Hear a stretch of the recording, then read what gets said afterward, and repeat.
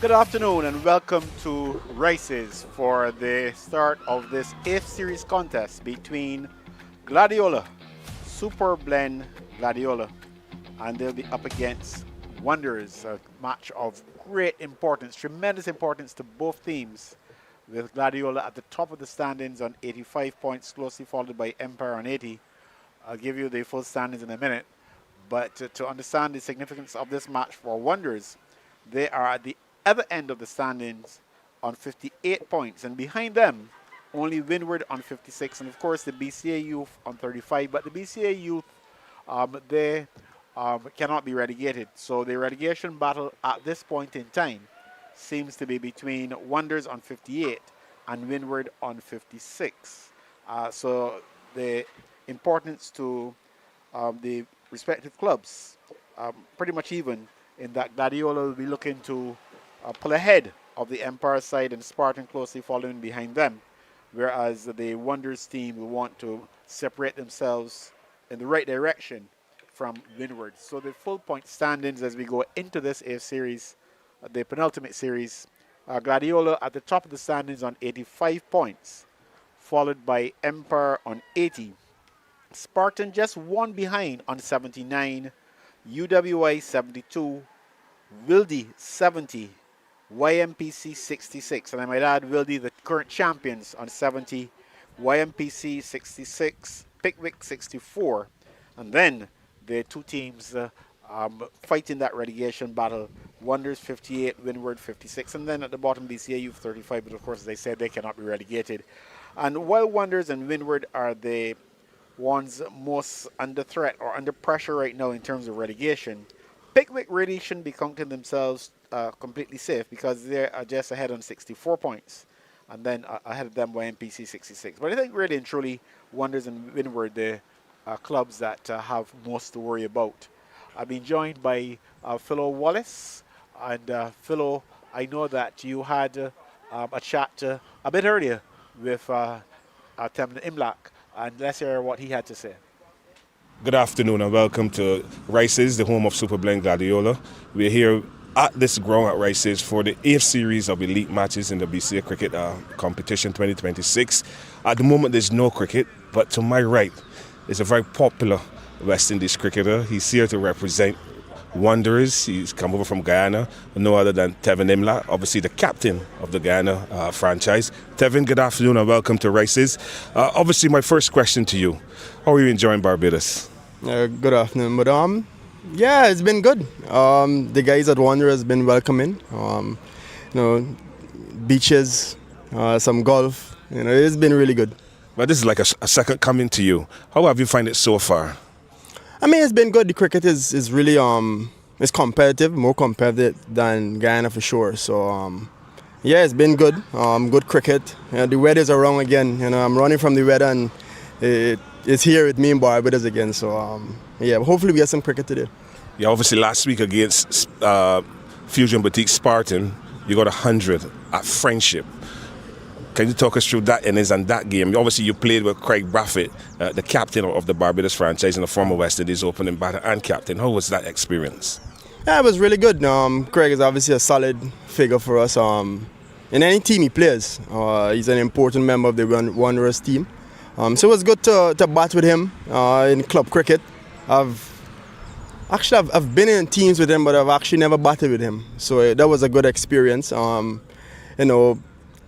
Spartan, surprisingly, a lot of spin, but the pitch definitely offers a bit more. It did offer a bit more to the spinner. The first Saturday, the pitch was pretty good, good for batting, and then the next Saturday was wet and offered a bit more spin, stopping and all kind of things. So a different challenge from Guyana in terms of obviously having a week off, but it was a different challenge, and it was good to you have to adapt and kind of play accordingly. So that was a good experience. How do you find the challenge of playing cricket every week? And obviously this is 3-day cricket, and you're here against the leaders, Super Blend Gladiola, up at Rice's. A different type of proposition here, a different challenge, I must say. But how do you find it so far? Obviously here now you're going to find a different surface, one that is full of grass. How do you find yourself making the adjustment? Maybe we'll just have to see. I haven't played. I've only played at 2 grounds, Wanderers and the Yorkshire ground. So yeah, it's different. Some grass, so it should be interesting. It should have some sea movement. And I know this team they have a little bit more fast bowlers in their team, so it should be interesting. How do you prepare yourself for these challenges? Just watch the ball, to be honest. I don't know the players exactly. I don't know what their strengths are, so you just have to watch the ball and play accordingly. But not knowing players and opposition, is that a good sign, a plus for you, where it helps you to up the ante or your concentration, because you're going to be the key figure they're looking to get? Mm-hmm. And does that challenge also helps you to raise your game? Yeah, I mean, any team I play in, I want to add value. I want to score runs. I want to do well for the team and help them to win. So, regardless, it could be club cricket back home, club cricket in Barbados, playing for Ghana. The intensity is the same. I want to score runs. I want to do well. So, yeah, I mean, when you're playing against players you don't necessarily know, it's always a different challenge. You kind of need to get used to their action and stuff like that. So that's a challenge by itself. But, yeah, I just want to score runs. Right. What is the difference now in playing club cricket in Barbados and playing club cricket in Guyana? The conditions is a little bit different. Obviously, Barbados is known for a bit more bounce and sea movement. Guyana is more spin, flatter pitches and lower bounce. But we have because it's so wide and Guyana is so big. Our players are spread a bit more. So in town we have in Georgetown, which I play for the American club. We have about 4 or 5 good teams that have good players that would come down from Essequibo or Barbados to come and play as well with the different clubs. But here it seems they have a lot more, the competitiveness is a bit more consistent. In Georgetown you have about 11 or 12 teams playing first division, but you only have about 5 or 4 really good teams that is competitive. So here is a lot more competitive, which is nice to see. Well, obviously this is the elite cricket in Barbados, which means the top level. How do you compare what you played in Ghana to Barbados in relation to the standard and the quality of players? I know you only played against Fusion Boutique Sparta. Now, how you find the standard so far? Yeah, it's been good. Like I say, it's been high. For club cricket, is more than what you're used to. Again, in Ghana, you would have a few teams that aren't necessarily the best. You can almost you're going to get some runs today, for sure. So this is just about applying yourself. So it's a different challenge, and it's good for the cricket that it's competitive, and you're coming up against players that understand their game and understand how to execute their game. So it's good. It's a good challenge for cricket. It's good for cricket in the whole. Yes, a couple of weeks ago we had Clever Anderson from Euro Country. How do you see this exchange? I call that exchange of cricketers. How do you see the importance of Guyanese cricketers or any other cricketers in the region coming to play club cricket, not only in Barbados but in other territories? How do you see the importance of that? No, it's very good. I've been to Barbados a few times, but I've actually never played a game in Barbados, which is interesting. So, I've had about 4 years of first class experience, but never played in Barbados. So, it's good for players to go around and experience different conditions. Obviously, Barbados is known for a bit more bounce and seam and stuff like that. Coming from Ghana is a bit lower. So a player from Barbados might benefit from coming to Ghana and playing and, having to learn those conditions and find ways of scoring. Likewise, for me, coming from Ghana to Barbados, is a different challenge. So it's good. It's definitely good for the cricket. I know guys go to Trinidad as well and play. So I think the cricket it would improve the cricket overall standard of the cricket by having your best players from throughout the Caribbean coming to play club cricket in different countries, and it would improve the cricket in the country in particular and also the players' game. So that's good. Right, one final question. The standard of the players in the territories, obviously Ghana, Barbados. Or you think of the standard of the quality of the club cricketers that you have played against? I know it's only Fusion Boutique Spartan, but how you find the quality of those players compare to what they have in Ghana? Do you think that all club players or all club cricket can mirror what you have there, or you can mirror? We played 3 days, you played 2 days. Is this something that you can take back from here to Guyana to help them to maybe come on terms with what Barbados is trying to do to get more cricket being played at the local level? Yeah, I think, to be honest, the challenge is quite different. Barbados and Guyana. The challenge we have in Guyana is really the weather. There's no particular season, so if you have sun, you play cricket. If you don't, then we haven't had club cricket since February in Guyana. So that's the challenge. That's the biggest challenge in Guyana. That it's not necessarily grounds or getting players, but it's just being able to play. You're a cricketer not being able to play cricket, it really doesn't make sense. It's difficult for you to learn and improve your game if you're not playing. So that's the biggest challenge. We have cricketers, we have quality players. It shows in obviously our performance at the first class level, but Guyana we have good cricketers. It's just a matter of being able to play more cricket, and that's the challenge. So I think it's again, the level here is obviously more competitive. You have more players. I think you guys have a bigger pool of good cricketers, and you see it around the region. Most of the guys that are playing for different franchises like Lee Wards, Justin Greaves come from Barbados. Springer was at Windwards for a bit, so a lot of Barbados cricketers were able to the teams seek them out because you have good players. So. But the challenge is quite different, Guyana to Barbados. With Barbados obviously having better weather and allows for cricket to be played year-round compared to Guyana. It's a struggle with the weather. So I think that's the biggest difference. Devin, thank you very much. Very insightful. And I wish you well going into this 8th round of Elite. This series, obviously, is going to be against one of the top teams. Gladiola is not an easy walkover. They play very aggressive cricket. And it's going to be interesting to see how you and Wanderers go. And I said one final question. But I want to know why Wanderers? I know Craig, so it made it a lot easier. He's a cool guy, so it made it a lot easier for me to just come over.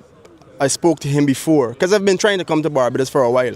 2020, just after 2020 COVID season, I was trying to come, but because of certain things, I didn't end up coming. I tried to come another year, it didn't necessarily work out. So. This time the time opened up, no cricket in Guyana again, so it was an opportunity for me to just come from that practice game in Antigua to just come to Barbados and play some cricket before I go home and back to rain, I guess. Yes, thank you very much. You heard from the voice of Tevin Imlach, obviously the West Indies keeper, the keeper for the Guyana franchise, and the captain. I want to wish you well and continue to do well in your cricket. Yeah, thank you. Pleasure. So very good afternoon here from the ground Rices. We're the home team, Gladiola. Superb blend Gladiola up against the Wanderers side. And we're here for the toss in the 2026 8th series of the BCA Elite Division. We have Mr. Winston Dorish, our match referee, Ashley Nurse, captain in the Gladiola side. And with us is young Gerard Lovell, captain of the Wanderers side. Match referee, you're going to hand over the coin to the home captain.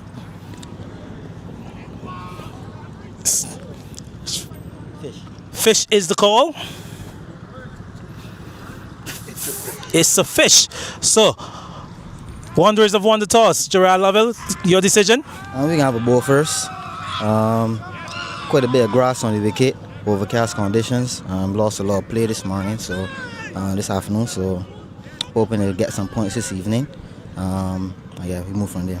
Yeah, finding yourself in this position that you wouldn't like to be at this stage of competition. Any new players in your team from your last game? Yeah, one addition. Kairon King came out and Jaden Chase comes in. I think this will be his first game for the season. I think it's a good track that he could show his worth on. He has a lot of ability and we put faith in him to play this game today. Okay, what's the mood like in the team? Find yourself in solid position going into this series? Although we're near the bottom, the camaraderie is still good. Everyone's still good. Still high spirits. Obviously, the last couple of weeks we had Craig around, the more senior guys, so they helped to bring us back together, and I think we're in a good position now. Well, wishing you all the best in this encounter. Go well. Ashley Nurse.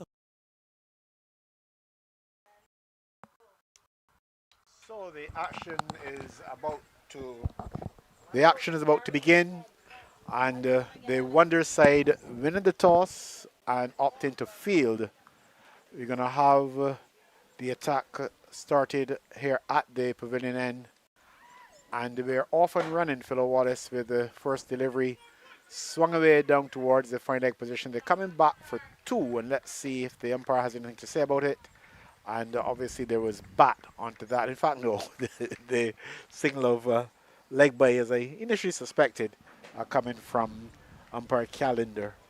So We're off and running after a frustrating afternoon, several inspections, and in the end, a decision to start play at 3:30. Play originally expected to start, scheduled to start at 12 o'clock. So, that delivery a bit wide. Fellow Wallace, good to get some action. Hey, good afternoon, Philip. Good afternoon to our many viewers. Yes, finally, players starting here at Rice's, the home of Super Blend Gladiola. They're the leaders in this BCA 2026 Elite competition. They lost the toss. Wonders have won the toss, and obviously expected. That was a notion to obviously field first because the surface is full of grass.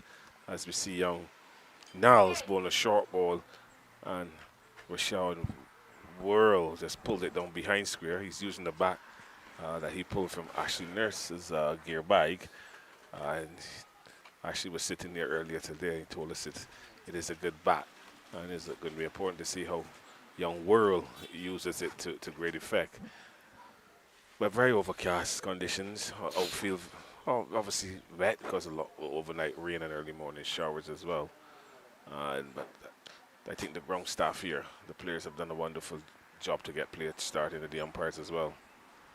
The fellow we talked about, Ashley Nurse, and he's the captain today.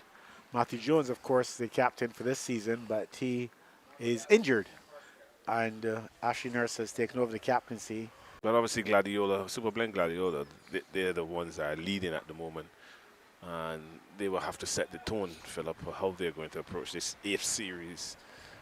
This 8th series of matches in this Elite Division, because there's only one more series left, which is the 9th.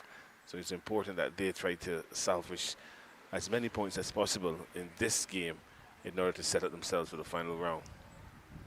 A very good delivery, a loud appeal, and the umpire shakes her head. And obviously, Wonders thought that something had happened there, but at the end of the day, the ball is fizzed past the outside edge of the opening batter. Well taken by Morris, the keeper.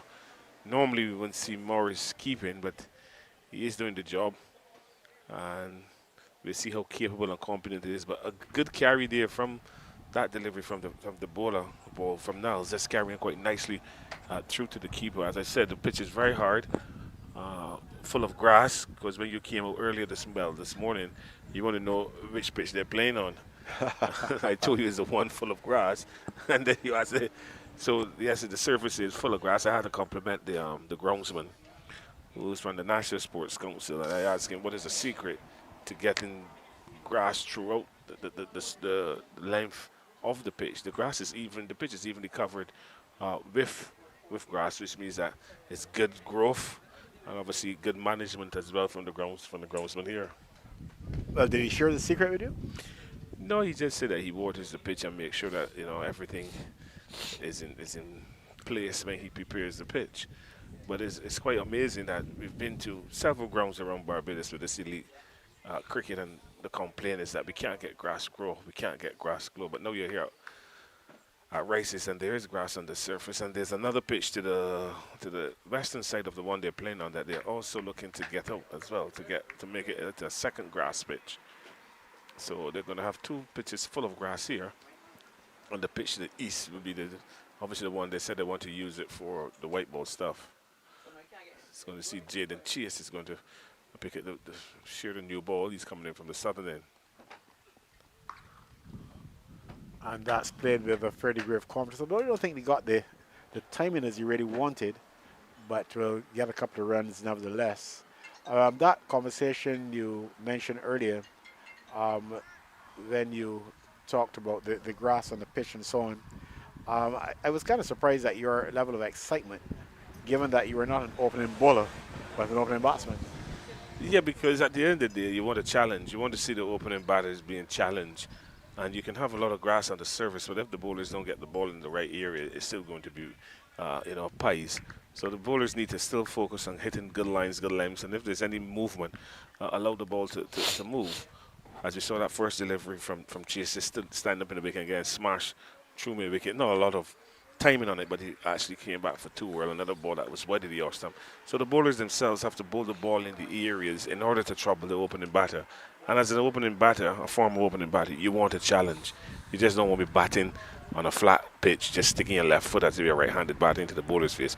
You want to be able to let the bowlers actually test your ability to play the bouncing ball, the seaming ball, and I think that those are the best ways for cricketers to develop when the conditions are even.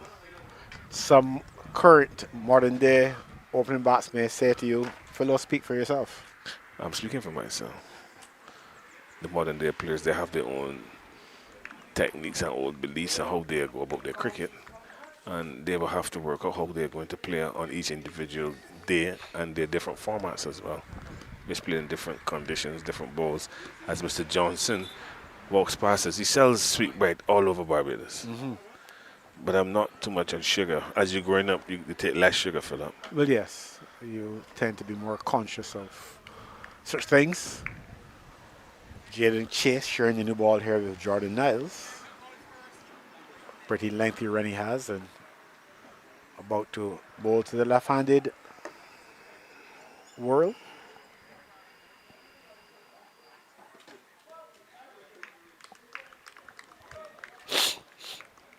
It's good to see Worrell allowing the ball to go through to the keeper, try to pick up the pace of the wicket. It's not the quickest because obviously with a whole lot of rain and the covering as well, not a lot of sunshine. So play resumes tomorrow, so you would expect obviously it will get a little harder tomorrow, and you really see the ball fizzing through. But as the opening batter as well, you just want to pick up the pace of the ball, allow balls to go through to the keeper, and just work out how the pitch is playing and what the bowler is looking to do early in his spell.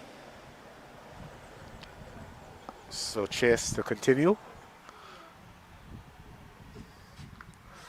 That could be problematic. Let's see, he's walking. He didn't even look at the umpire. Didn't even look. You could hear the contact with the bat from here as he tried to pull that short delivery. I don't know if maybe it didn't come on as quickly as he wanted, but in the end it just struck the edge of the bat and ballooned for the keeper to take the easiest of catches for Wallace. Yes, a short ball, not any pace at all, but the direction of the short ball is what put Worrell in trouble. The ball was directed straight at his head. He tried to pull, and the ball just hit in the top edge and ballooned up in the air for keeper Morris to say thank you very much. And that is one of the obviously the easier dismissals for the bowler. But congratulations to him to pick up that early wicket of Rashad Worrell. We know he's very destructive when he gets in. He has this tendency. He looks a bit of a Chris Gayle type of player. He looks to get on with it, get bat on ball. And that is the loss of the first wicket for Super Ben Gladiola. They've lost Worrell at the score 11. He's a player who has come in almost under the radar. I mean, you don't. He's not a household name by any stretch of the imagination, but he's a consistent performer. Yeah, consistency is the key in order to be recognized. And as an opening batter, when you're consistent, you feel on top of your game. You feel that things have moved forward for you. I think when you look at Rashawn Worrell and all the other young openers in Barbados in this elite competition, they stand a chance to get called to trials. And also obviously make an impression at trials and going to get into the Barbados franchise and then moving on from there. But this is where it starts. It starts at the club level, and consistency is what you're looking for from most of these young players. So the new batsman coming out to join Shamari Gittins. And a good initial breakthrough there for Wonders. So Chase striking first blood and has figures of 1 for 2 as Rashawn Ramsey prepares to take strike.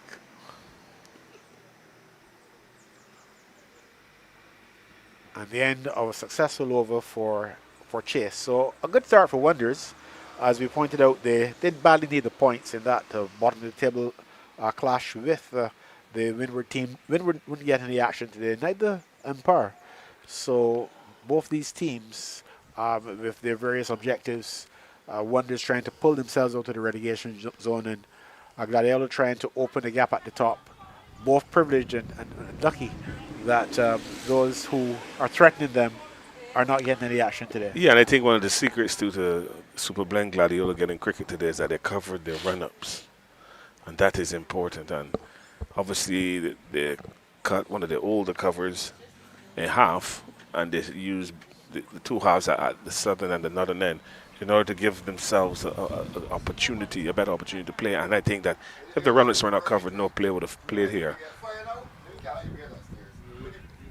I often wonder why teams, why the run-ups are not covered, and you would hear all sorts of reasons given, including and maybe especially the fact that they don't have covers, enough covers supplied for that reason. But here's a situation where they found a way. Yeah, but obviously it's called thinking outside the box. Or wide outside the yard stump, and Gittins just allows it to go through to the keeper Morris. The thing is that if you have covers that are not as good as they should be, then you can take the best out of those covers that are not good and use them as covers for the run-up, because it's going to be important in this rainy season to make sure that you give yourself all the opportunity or chances to play cricket. Another wide delivery again. No shot being offered by Giddens and through to the keeper. So Gladiola's decided, look, we have some covers. They're not that great to cover the pitch, but they're good enough to cover the run-ups, and they've done that. And I think that is something going forward that the other clubs can do. And I also think another thing too is that this groundsman here at Rice's needs to be commended for the wonderful job he's done in getting the pitch full of grass throughout this elite season. And he is someone that I believe that can come into play now moving forward with the Elite Division cricket and help the other curators at the other grounds to have grass and be consistently having grass on the surfaces, because today is true testament that it can happen. Grass can grow even in the dry season. So Giles Niles continuing from the northern end. Not a long run up for a fast bowler. So he's putting a lot of effort in at delivery. But that short ball again, just standing up nicely, but just get on top of that and pushing it down to the forward short leg. But there's no forward short leg, just pushing it to the leg side. It's good to see Raymond Rifa as well playing in this game. He played in the last game against Fusion Boutique Spartan. Also Craig Braffett played last week, but he's not here this week. Well, they've got Tevin Imlach. Yeah. Professional century in the last round. Yes. Had a bit of a chat with him earlier, and well, not surprising that it takes a bit of an adjustment for him to be in the outfield. He's so accustomed to keeping, and his hands will be sore. I suppose you can understand the different roles that one may play in the field, because you were mostly in the outfield, but you did a bit of keeping yourself. Yes, I started as a keeper at Ellerslie Secondary School. Used to bat in the middle and then move a transition up to opening batting, and the keeping had to drop. That's why I'm surprised that a lot of keepers who open batting or bat at 3, I'm surprised that they're doing the job, because it's very difficult being a keeper and batting the first 3. So I think so for Imlach, obviously he has now to transition into filling that slip. But he's setting up like a slipper. He's up for a slip. Well, he's been close enough to them often enough. Yes, and it's just watching the ball into your hands. But he was watching his gloves, if he had the gloves on, but into his hands. And it's good to see that, a test cricketer, Philip, can come up to Barbados and play cricket. And I believe in the interview as well, he stressed the importance of playing cricket. That is why I'm so taken back by our franchise cricketers and even some of the West Indies cricketers who return to the country and they don't play for their clubs, because I think that they would add value to what the Barbados Cricket Association is trying to do and trying to build this elite competition to something better.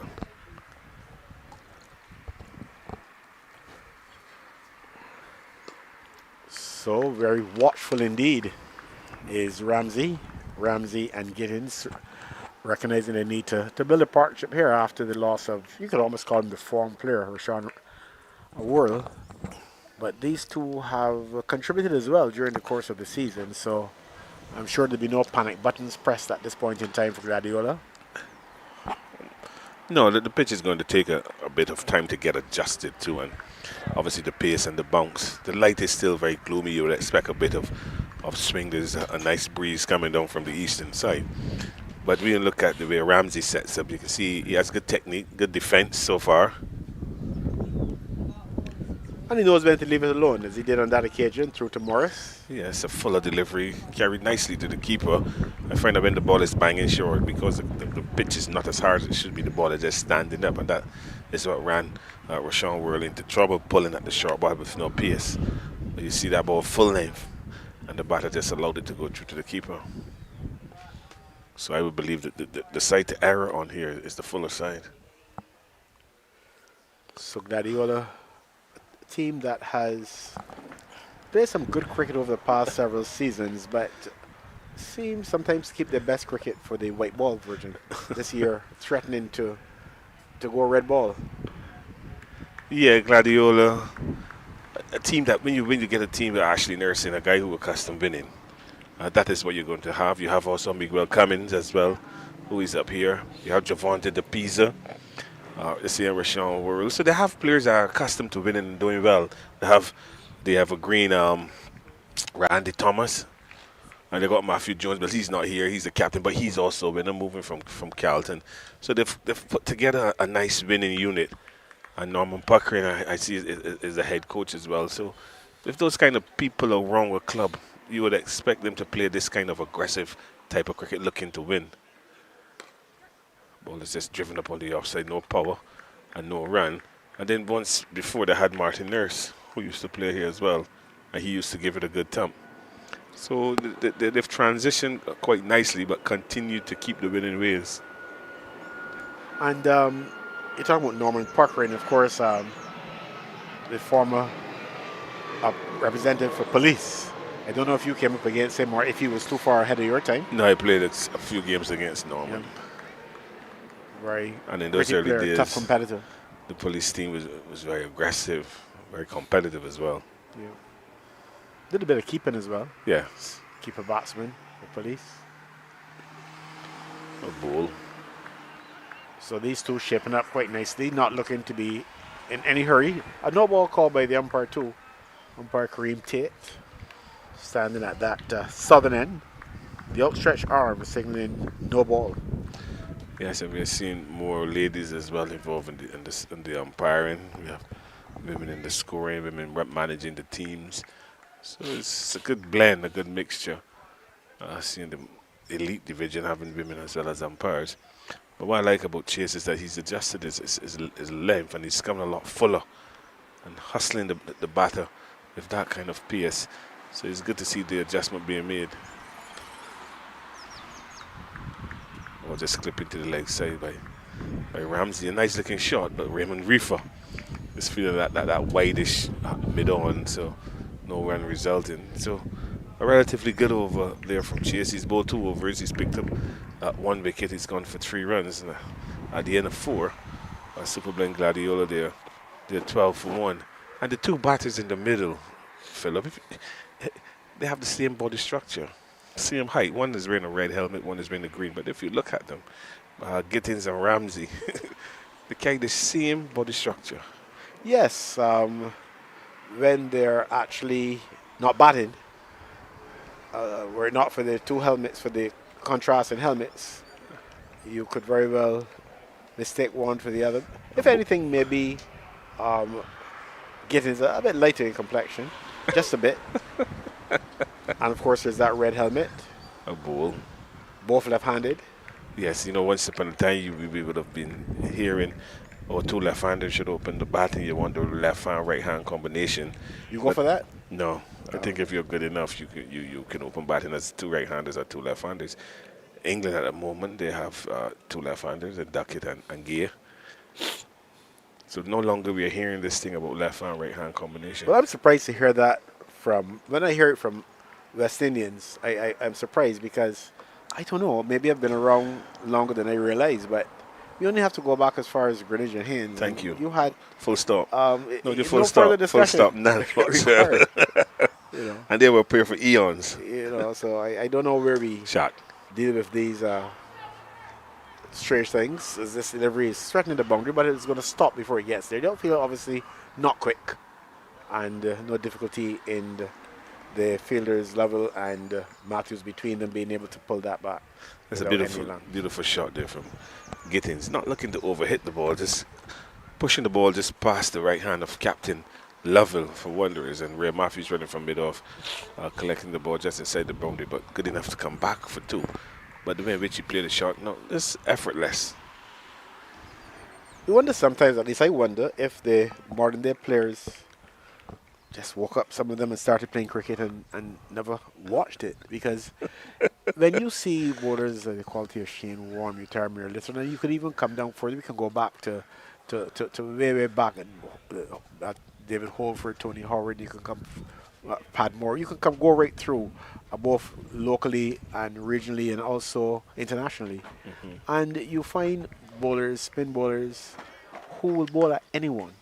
And Yes. nowadays they're telling me that the leg spinners can only bowl at the right-handed batsman and the off spinners only bowl at the left-handers. I don't understand that. Maybe you can help me, fellow. I don't understand it either. And we hear this thing about matchups. Oh. I don't even have matches in my house. So I don't know what a matchup is. If you're a bowler, you bowl to a right-hander or left-handed batter. And if you're a batter, you either face a left arm quick, right arm quick, leg spinner, off spinner, left arm orthodox. You just bat. Well, maybe we can come yet to the day when they can pull batsmen in and out. So if the left-hander is batting and his matchup is not favorable, he runs off and the right-hander comes in. I don't know how far they'll take it. Will we be wrong in those days? Well, if we are, I would hope that we find better things to do than watch cricket. You better believe it. Cricket is a challenge between bat and ball. Bowler's skill versus the batter's skill. And you don't want to take that away. That is where people get their flowers from, their base, or they're categorized on how well they can adjust to certain conditions and certain types of bowling. And if you take that kind of competitiveness out of cricket, then it's just going to be bat and ball, where a batter will come in and just hit the ball to all parts of the boundary without even a challenge. I think young batters and bowlers need to challenge themselves in order to really get them to up the game and understand the quality of their skills. I will attempt to summarize what you just said by simply saying if you are good, you can bowl at anyone. Yes. You put it in simple layman terms. If you're good, you bowl anyone, and if you bat any bowler. Simple as that. The greats don't have over 8,000 runs because they only face one type of bowling. They face various type of bowlers in various conditions, and they were successful. Yes. And the key to a successful cricket is being consistent. If you're a good bowler, you're consistent, you get wickets. If you're a batter and you're good and you're consistent, you score runs. So the battle is on here at races. 14 for 1. We're in the 6th over. Jaden Chase. Left alone by Ramsey. Not a full length delivery. He's bowling to 2 slips in the gully. A backward point. Cover, extra cover. Catching the captain. Mid on, very wide in Raymond Reefer. And a backward square. We hardly see fine legs nowadays. Philip. Sorry? We normally see a fine leg, a man feeling that fine leg. Well, unless he's so fine that we can't see him. And you don't have your glasses on either. Well, that's the problem, maybe. Chase is now opting to go around the wicket to the left-handed Ramsey. So he's going to obviously looking to still bowl that full length delivery. But this time looking to get the ball to come in a bit more to the left-hander. Ramsey, very, very tall in stature. Slimly built, but looks focused, compact. Probably would want to make the batsman play a bit more, you think? Yes, he should. On the surface like this, where there is a bit of give in the pitch, you need to just attack the stumps a bit more, get the batter to use more technique, as they say now, with the ball. It's still a relatively new ball. We're going into the 6th over of this innings, of the Super Blend Gladiola innings, and you want to have the batters playing a bit more at the ball. The more they play at the ball, the more chances or the more opportunities you should get to get a wicket.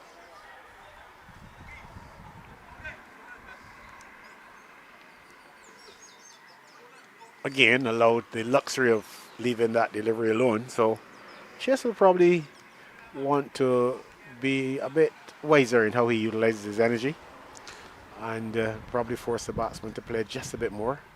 Umpire Kareem Tate, You know him quite well. Necessary to do a bit of repair work, you were saying? Kareem Tate, you know him. You told me he was a school teacher. Oh, yes. He's a school teacher. He taught with you. I tend to know them. Yeah, a former school teacher yourself. Yeah, but yes, I tend to know them. Yeah. Just like a preacher in the church, you preach.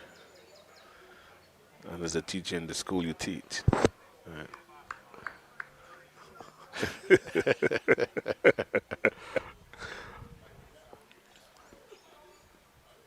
I agree with you. He has to come full on, force the batter to play. If you're going to come around the wicket, you're looking to attack the stumps. Obviously, the left-handed batter in Ramsey is going to see more of the ball because you're coming from his side. If you're just coming over the wicket, he's coming starting from his blind side, but coming around the wicket as a right-handed bowler, bowling to the left-hander, you're giving the batter more sight of the ball, and you need to attack the stumps. So your tendency as a right-handed bowler when you're bowling around the wicket to the left-hander to slant the ball into the stumps. So he needs to try and just get the ball to come back in a bit more to force Ramsey to play. Well, they've won the toss and opted to field, so you would think they'd be looking to make some early inroads there. They've done well with 1 wicket so far, but too many deliveries in that over, to my mind. The batsmen were able to leave alone. Yes, 6 overs been bowled. The score is 14 for 1. This stream is brought to you compliments of the Barbados Cricket Association. The Elite Division 2026. We have Super Blend Gladiola, the leaders in this 8th round match, playing against Wonders, a team who, as Philip said, is fighting to save themselves from being relegated. Wonders been in the toss, a good toss to win. Any captain that would have won the toss in these kind of conditions will send the opposition in to bat. They've made it early in rows. Wonders have picked up the wicket of Rashawn World for 5. He was caught by the wicketkeeper Joshua Morris of Chase. As I welcome Andy Payne, the first wicket of Rashawn World. He went when the score was 11. As I say, good afternoon to Andy Payne. Good afternoon to you, Philo. Some very overcast conditions here at the Rice's ground. Here you and Philip making a good description of it, really. But winning the toss and up in the field, I think they've getting enough balls in that quarter. We will want the batters to play some more. Need to get the batters to play more. Jordan Niles and Jaden Chase. They've bowled pretty decent, but they could be a lot more effective if they force the batters to play at this new ball.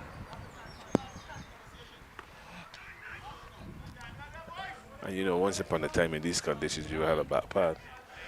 But there's no back pad here. That ball is stuck into the legs. If it was a back pad, the opportunity obviously for a catch. And it's quite amazing how we have to say the modern day players and the captains set fields.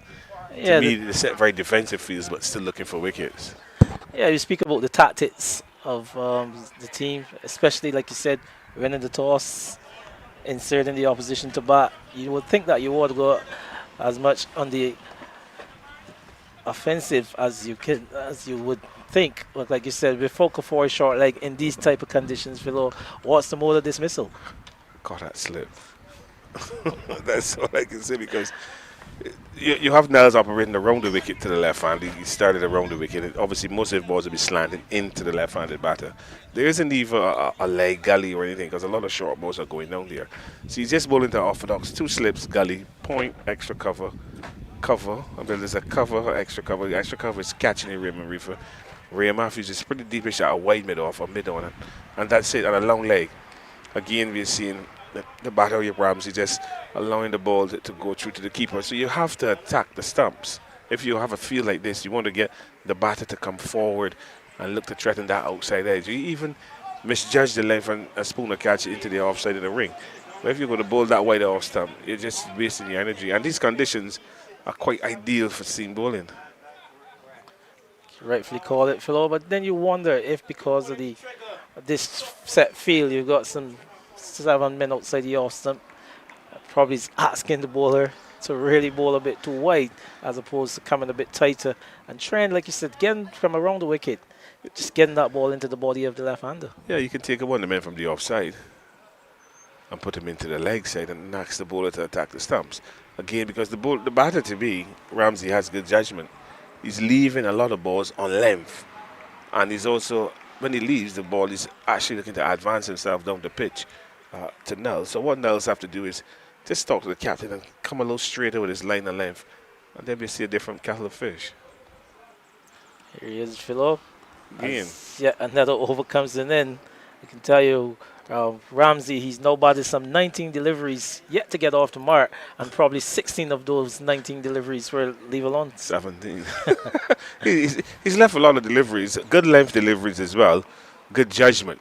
But obviously you want him to play at the ball, it is still relatively new. The ball is only 7 overs old. It's not on an abrasive outfield. The outfield is damp. There's some grass. The pitch has grass. So there'll still be some hardness and shine there. And you need to force the batter to play. I think that the new ball bowlers need to understand that they need to attack stumps. It's not about bowling short and wide. It's about attacking the stumps on a good line of length and asking the batter's technique against the new ball to come in to play. As I sit here, the cars are coming down that road pretty quickly. Yes, a lot more pace than the bowlers. Yeah, they're coming over fast. And Ashley Nurse and the other guys are sitting on the tree to our left. And I keep looking there because funny things happen when you're driving fast. Well, it's going to be Chase to continue. He's now into his 4th over. He's picked up that lonesome wicket, 1 for 3.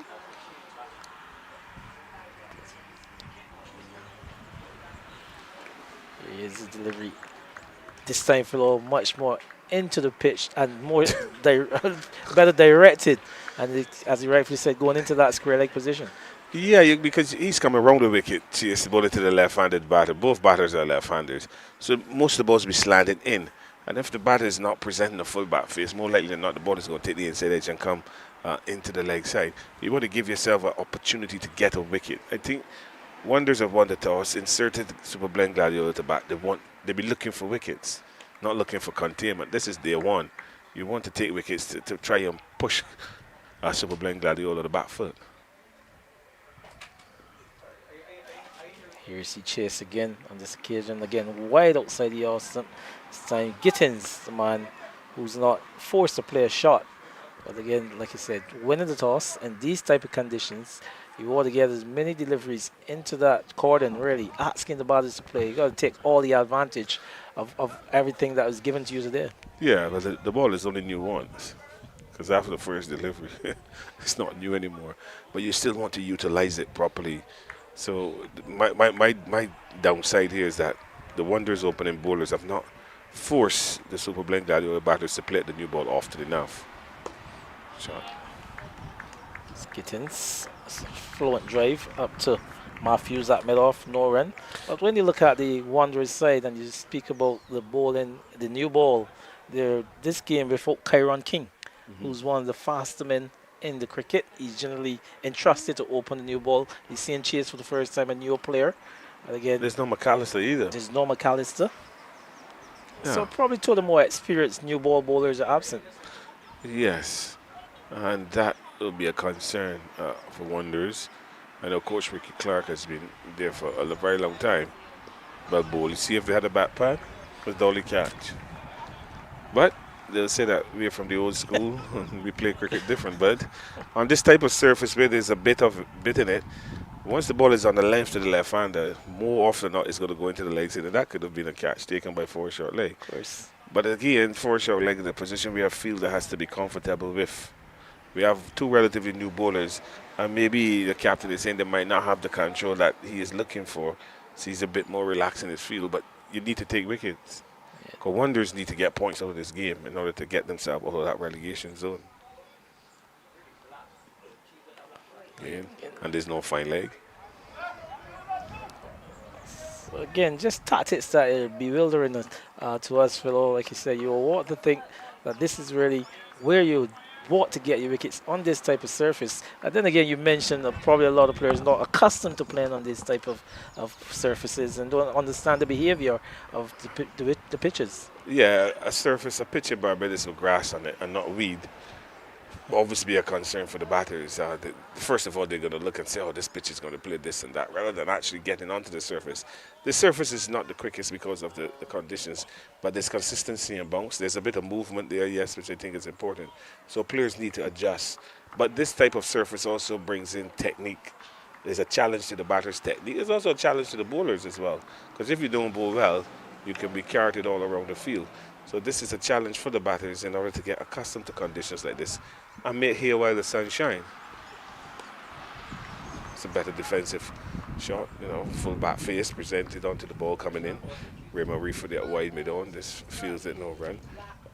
So at the end of 8 overs, Super Blend Gladiola after being asked to bat they're 17 for 1.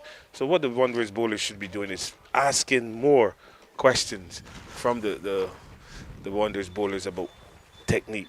Let my technique come into play. Let me see how well I can defend, how well I can attack, and set the field accordingly. You just don't want a batter to just get good balls and then miss the outside edge. There's no pressure on him. You need to have fielders in the right positions where if the opportunity comes early, you can take it. It's definitely a combination of things. So you're going to see our first bowling change here from the northern end. This is going to be Ray Matthews. He's going to replace Niles. Matthews, not a medium pace bowler, really. He is, because after fast is medium pace. Because I hear without fast medium. I don't know how you get fast medium. Is that you're telling me little and small? So he's medium pace. Yeah. I think over the years he's had some back problems as well. And his sister Haley Matthews, the captain of the West Indies team. And obviously I think she's going up as well to, I think the BCA is going to be giving her some life membership, offering her some life membership thing. There's a meeting on the 29th of July. Would you be there? Oh, you should be there, fellow. Yourself? Well, you should. I will be. So I am more assertive. Yeah, yes. I will be there. I have the right to be there because I'm a financial member of the BCA. Yes. I have a voice in Barbados cricket, not only on commentary, but also in those meetings. As Ray Matthews is going to come from the northern end. Not a big ground here at Rice's, but it's tempting. I was in the middle today. You know, as a batter, you go to a ground, you look and see where can I get some runs. You're just tempted here at Rice's. I tell you, this knowing the player, Phil, well, this is caliber. There's no bat. Again, no short leg. And then and the captain still doesn't seem to be encouraged by it, Phil, if that's the word. Well, he's off the field, it looks like, because the substitute is on. Yes. So the captain has left the field. Maybe he's gone to put on the protective equipment because they should have a bat pad here. Well, he generally is the man see, look, with that. I told you. Yes. He's going out the bat pad. Lovell. Well done, captain. So at least he's reading the play. Might be a ball late, but better late than never. So he's now giving himself and the bowlers an opportunity to get another wicket because these two batters, Ramsey and Giddens, clearly they're not looking to take the leather off the ball. They're just looking to survive and bat up maybe for the rest of the day space. So you need to put pressure on them, and there's a good move to come into bat pad and just push the square leg a little deeper as Ray Matthews is asking the square leg to go to his left, so he's just moving from forward square to backward square, just in case the top edge comes along, as he opted straight around the wicket to the left-hander. And what happens, a big appeal, and the umpire is on move. And the Wanderers fielders, they are not happy with that decision, but a very good ball from Ray Matthews. Again, the difference in bowling, he's looking to slip the ball through on length, and that ball fits past the outside edge of the batter. He's bowling at 73 miles an hour, which is not bad clip at all at this level of cricket. Looks good, strong in approach, very good delivery. The batter playing away from his body and the ball fizzing past the outside edge as a beautiful aircraft goes over our tent here at Rice's. They all went up. The second slip did not go up in Shane Mosley. No, Mosley had no interest. Well, that clearly hit the bat. Middle. Yeah. A solid defensive shot there by Ramsey, but a good delivery by Ray Matthews, who started around the wicket as a right-handed seamer. You know, it's something that has happened in cricket nowadays. As soon as the right-hand bowler comes into bowl to a left-handed batter, they go around the wicket. Rather than staying over the wicket and threatening that outside edge, they opt to go around the wicket and hit the ball on left and get it to straighten. Yeah, Ala Kimar Roach. Which he's done successfully over the years. But speaking to someone like Kimar, a lot of mechanics will come into that. Phil, obviously, he said because of his action and obviously where he found himself after his injuries, he found it a lot more comfortable to do that to the left-handed batter. So, I mean, we see some of these bowlers just do it, but don't have the same mechanics as someone like Kimar. Well, he's a great exponent of it. And as he said, he understands now that since the accident, his body allows him to do certain things, which is good. He's gone up to 300 test wickets. I commend him. I was speaking to Mike King only this morning, and I think he has over 200 wickets in the Caribbean, which are the hardest conditions to bowl in. Yes. So when you have that amount of wickets at home on difficult conditions, that tells me that obviously you're up for it. But I commend him. He missed the last test match through an injury. We have not heard anything since then. But obviously we have Pakistan coming after New Zealand. There's a 50-over game starting today in Guyana. Where West Indies are going to be playing against New Zealand. They have 3 ODIs, which are one-day internationals in Guyana at Providence, and then they move to Barbados, where Barbados will host them for 2 on the 19th and the 21st of this month. So finally we get some cricket at Kingston over. That ball is on length again, and Ramsey just showed his arms and allowed it to go through to keep him moist. But a good over from Ray Matthews, first from the northern end. So after 9 overs, Super Blend Gladiola, they are 17 for 1. Yes, Philo, if you can bring our viewers up to speed with this game in Guyana and New Zealand up against the West Indies. New Zealand 117 for 2 after some 23.4 overs. West Indies winning the toss and inserting the Kiwis to have a first knock. So 117 for 2 after some 23.4 overs. Henry Nichols, he went caught by Kerry Pierre off the debutant Laws for 27. Will Young, he was caught on ball by Moti for 49, and at the wickets presently are Mark Chapman not out on 23 and Darryl Mitchell on 9. So the debutant Laws, he's so far bowled some 3 overs and he picked up 1 for 18. Congratulations to young Vitel Laws. I wish him all the very best. He's been given the opportunity at the highest level, and let's hope that he can really showcase his talent at that level. I see Kerry Pierre would have opened the bowling. We see it here a lot on weekends. We see it as well in Ghana International game. He's bowled 5 overs for 15 runs. He's been called into the squad to obviously to cover for Roston Chase, who has that niggle and that finger. And we have Shamar Joseph and Alzari Joseph as well. Moti is back into the mix of things. Yeah, and so they're going to open batting with Campbell and Ogis. Yeah, well, he's got quite a big spin component of it. It's a flowing shot. This time from Ramsey, is it? That's Gittins. Gittins, yes. That's a beautiful shot. What I like about that shot is the right-handed bowler chases around the wicket from the southern end. The ball is coming into the left-hander, and he presents a lovely back face on the ball. Raymond Reefer is very wide at mid-on. He's feeling like maybe most mid-wicket, and the ball just rush across this outfield and down to the boundary for 4. So that is a good shot. Good timing. Good back presentation. Top hand works because the on drive can only work if the top hand is working. If there's no top hand, I don't know how you will on drive. So it's just a clean execution. Yeah, based on angle, thought he played a fantastic shot. Just to let you know that Gittins here, he's over 400 runs for the season here. Philo, I'll get you his correct numbers, but just like himself and Worrell, his opening partner, these 2 players are over the 400 threshold, really, in terms of runs. And then you got closely followed by Ashley Nurse, 270 odd. And then the remainder of the batters really just doing it for this Gladiola side. Yeah, once you get over 400 runs as an opening batter, there's some consistency there. And it's now down to the people that make the decisions. The selectors, when they're going to pick the various squads for Barbados trials. That's going to be lucky for him. Ball just sitting on the length and standing up in the pitch. And we saw Gittins looking at his left wrist there. The ball obviously hitting high on the wrist on the glove. And ballooning past Lover's left shoulder. So very lucky for him to get away with that one. But a good delivery from Chase. Just again on length, asking the batter to bring technique into play. And just fortunate for him.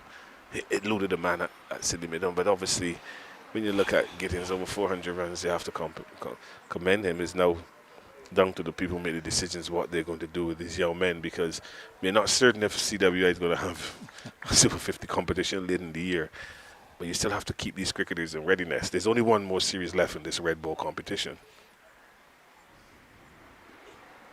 Shot. Yeah. So I tell you, Gittins, he started this innings with 432 runs from his 13 innings. And with 8 now, he moves to 442. So there you go, just trying to get up to that 450 and on beyond the 500 mark. Yeah. Worrell, his opening partner, who was dismissed a bit earlier, he started with 402 runs. Okay, so both over 400, very well done to them. So it's good that the pair from Gladiola, the opening pair, they're neck and neck in relation to runs for the season. So they've been having a relatively good season. So Kevin Stout is not too far ahead on runs then. Season dominated really by Stout, 695 going into this game. Yeah. That's well played there again by getting that ball coming back into him and he turned it. But as the ball struck the bat, you saw his wrist just rolling to get that ball down. And that's where you want to see technique coming into play here. These are the little things you look for in batters. Look at technique, temperament, attitude. The intent as well comes into play. And game awareness. I'm glad that you mentioned that temperament because he's one that really occupies the crease for a long time. Shamari Gittins. Well, I don't know why the captain wanted to change the field. The only likely place for the ball to go is behind square. So why would you want to move the man to forward square? My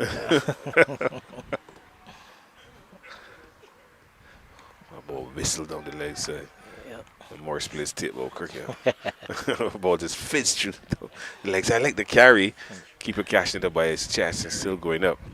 And just down the leg side. But a good offer from the batter. Once you come inside that bad leg, you're going to look to play a whip shot. The boundaries here are not big, but they're tempting. And once the ball is offline, I think the batter has all the opportunities to look to score. And it's important that they look to score as well. They just don't want to survive.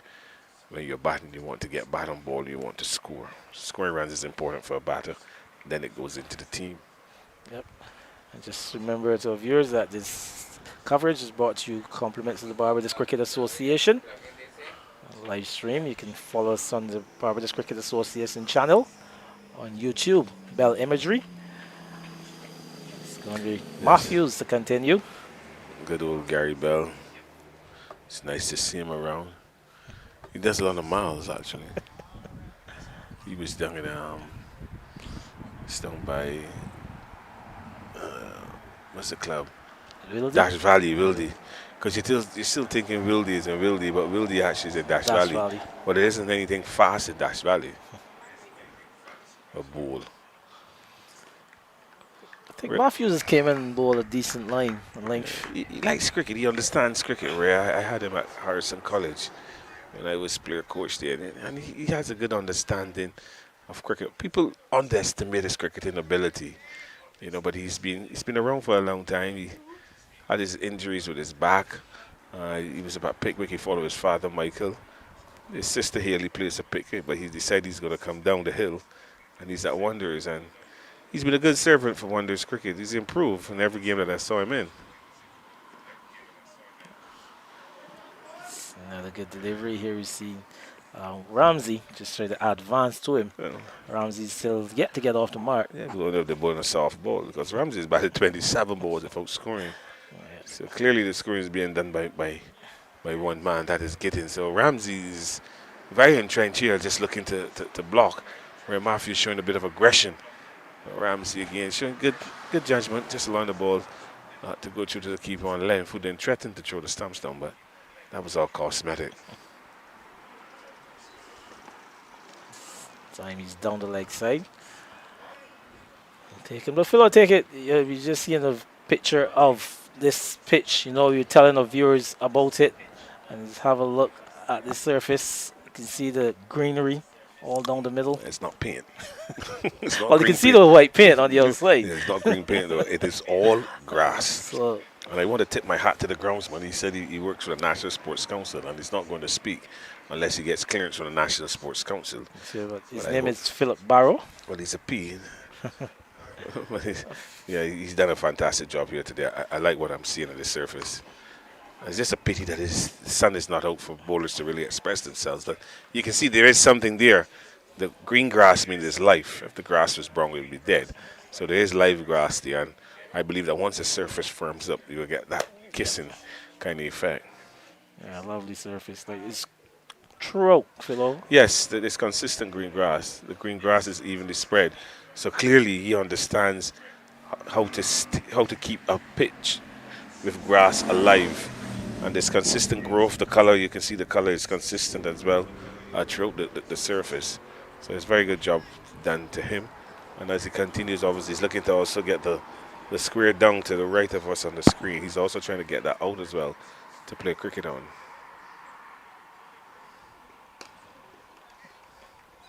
That is well bowled, and that is what happens when you bowl a lot of good balls. The batter the pressure starts to tell. That ball's a length delivery on the off stump. His 30th delivery, actually, Ramsey's face, and he just opened the bat face, looking to beat the man. Cover point to his left. He moved just quite nicely.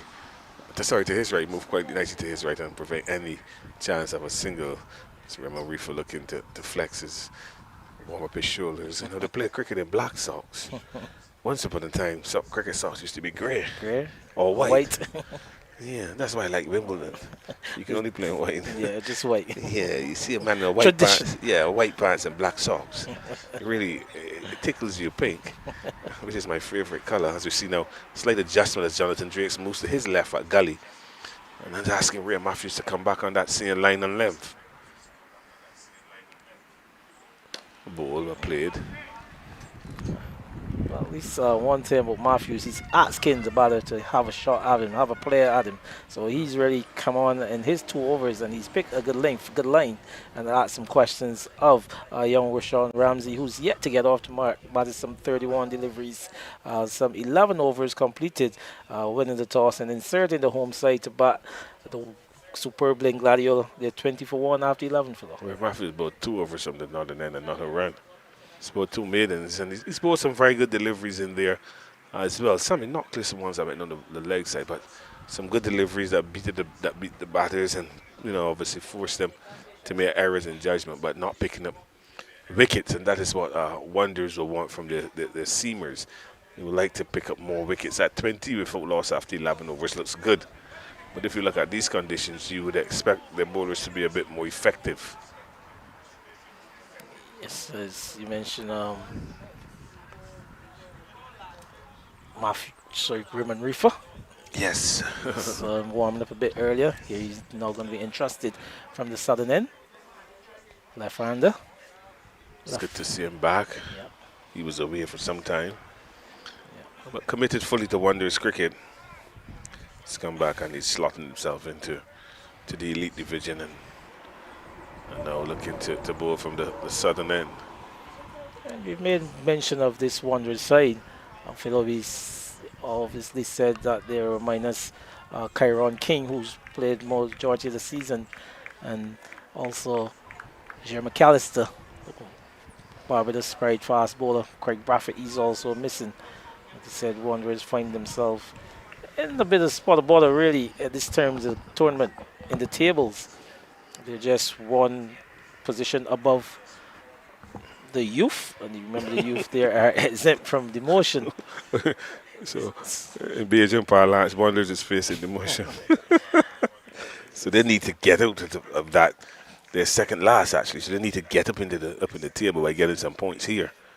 It's sad to see that obviously Wanderers find themselves in this position, but it only tells you the type of cricket that is being played. The cricket that I've seen, the clubs. Some of the clubs play very aggressive cricket, looking to win.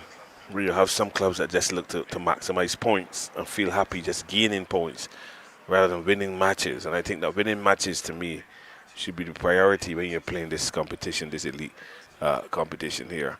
Because if you win matches, it gives you more confidence with the next game. If you just settle for points, you're not gaining anything.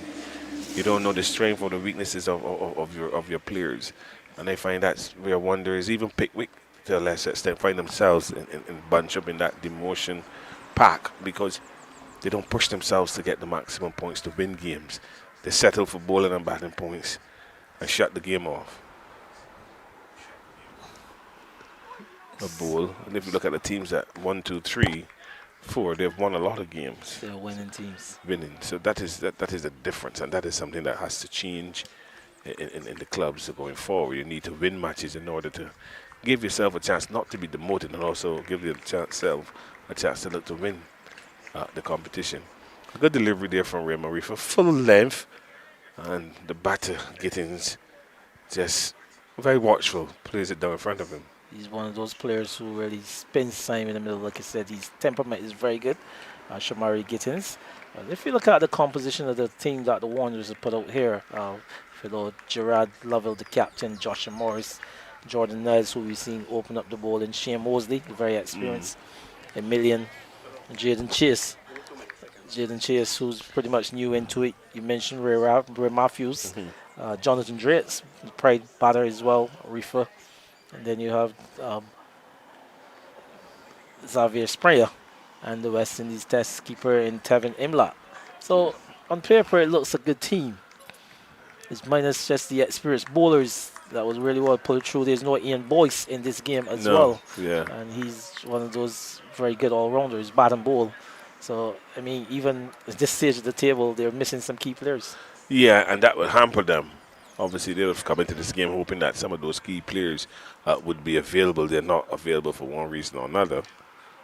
As Reef again plays the ball on a good line, but the batsman continues to show very good judgment and allowing the ball to go through to keeper Morris. But when you come in into the back end of a tight competition like this one, you want your best players to be available. Because as you look at Wonders, there's just been a peak behind them. It's only the Signia Financial Barbados Youth. Now they're exempt from promotion. So clearly, Wonders is a team actually is looking to obviously facing demotion at the end of the final round that starts sometime next month. Because they have a little break after this 8th series of matches are finished, which is next Saturday.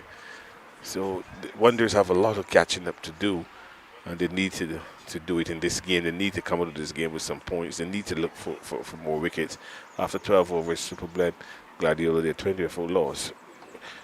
Ramsey is yet to score his face 31 balls. He hasn't scored. And Gittins is on 8 from 33. So they need to press, look for more wickets. If they have this score 30 for 3, they'll feel a lot better rather than 30 for 1. So it's important that Wonders try to look to collect some more wickets before the day's play ends. Yep, they will want to do that.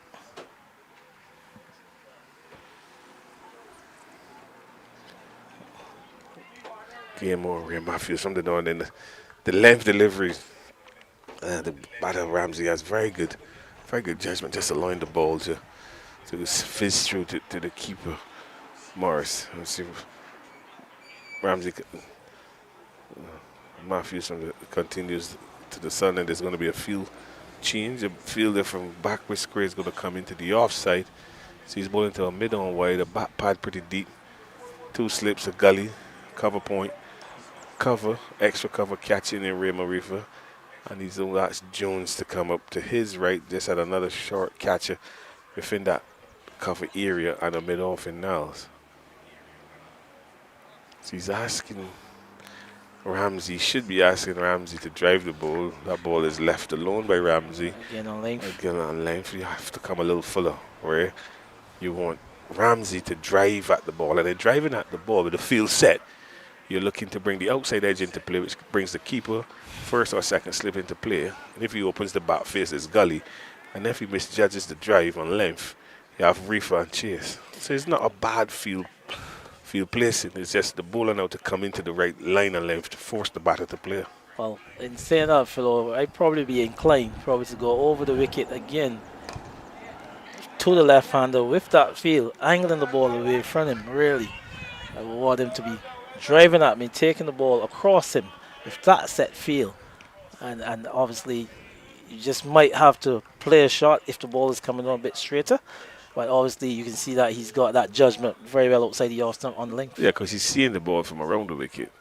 If Ray Matthews starts over the wicket, then he's starting the ball on his blind side. So yes, you're right, forcing him to look to push the ball that is leaving him away from him. And if he's not to the pitch, he puts it uppishly into the offside. But Ramsey with that shot actually gets off the mark. So it's taking him 34 balls to get off the mark, as Matthews will continue around the wicket to Gittins.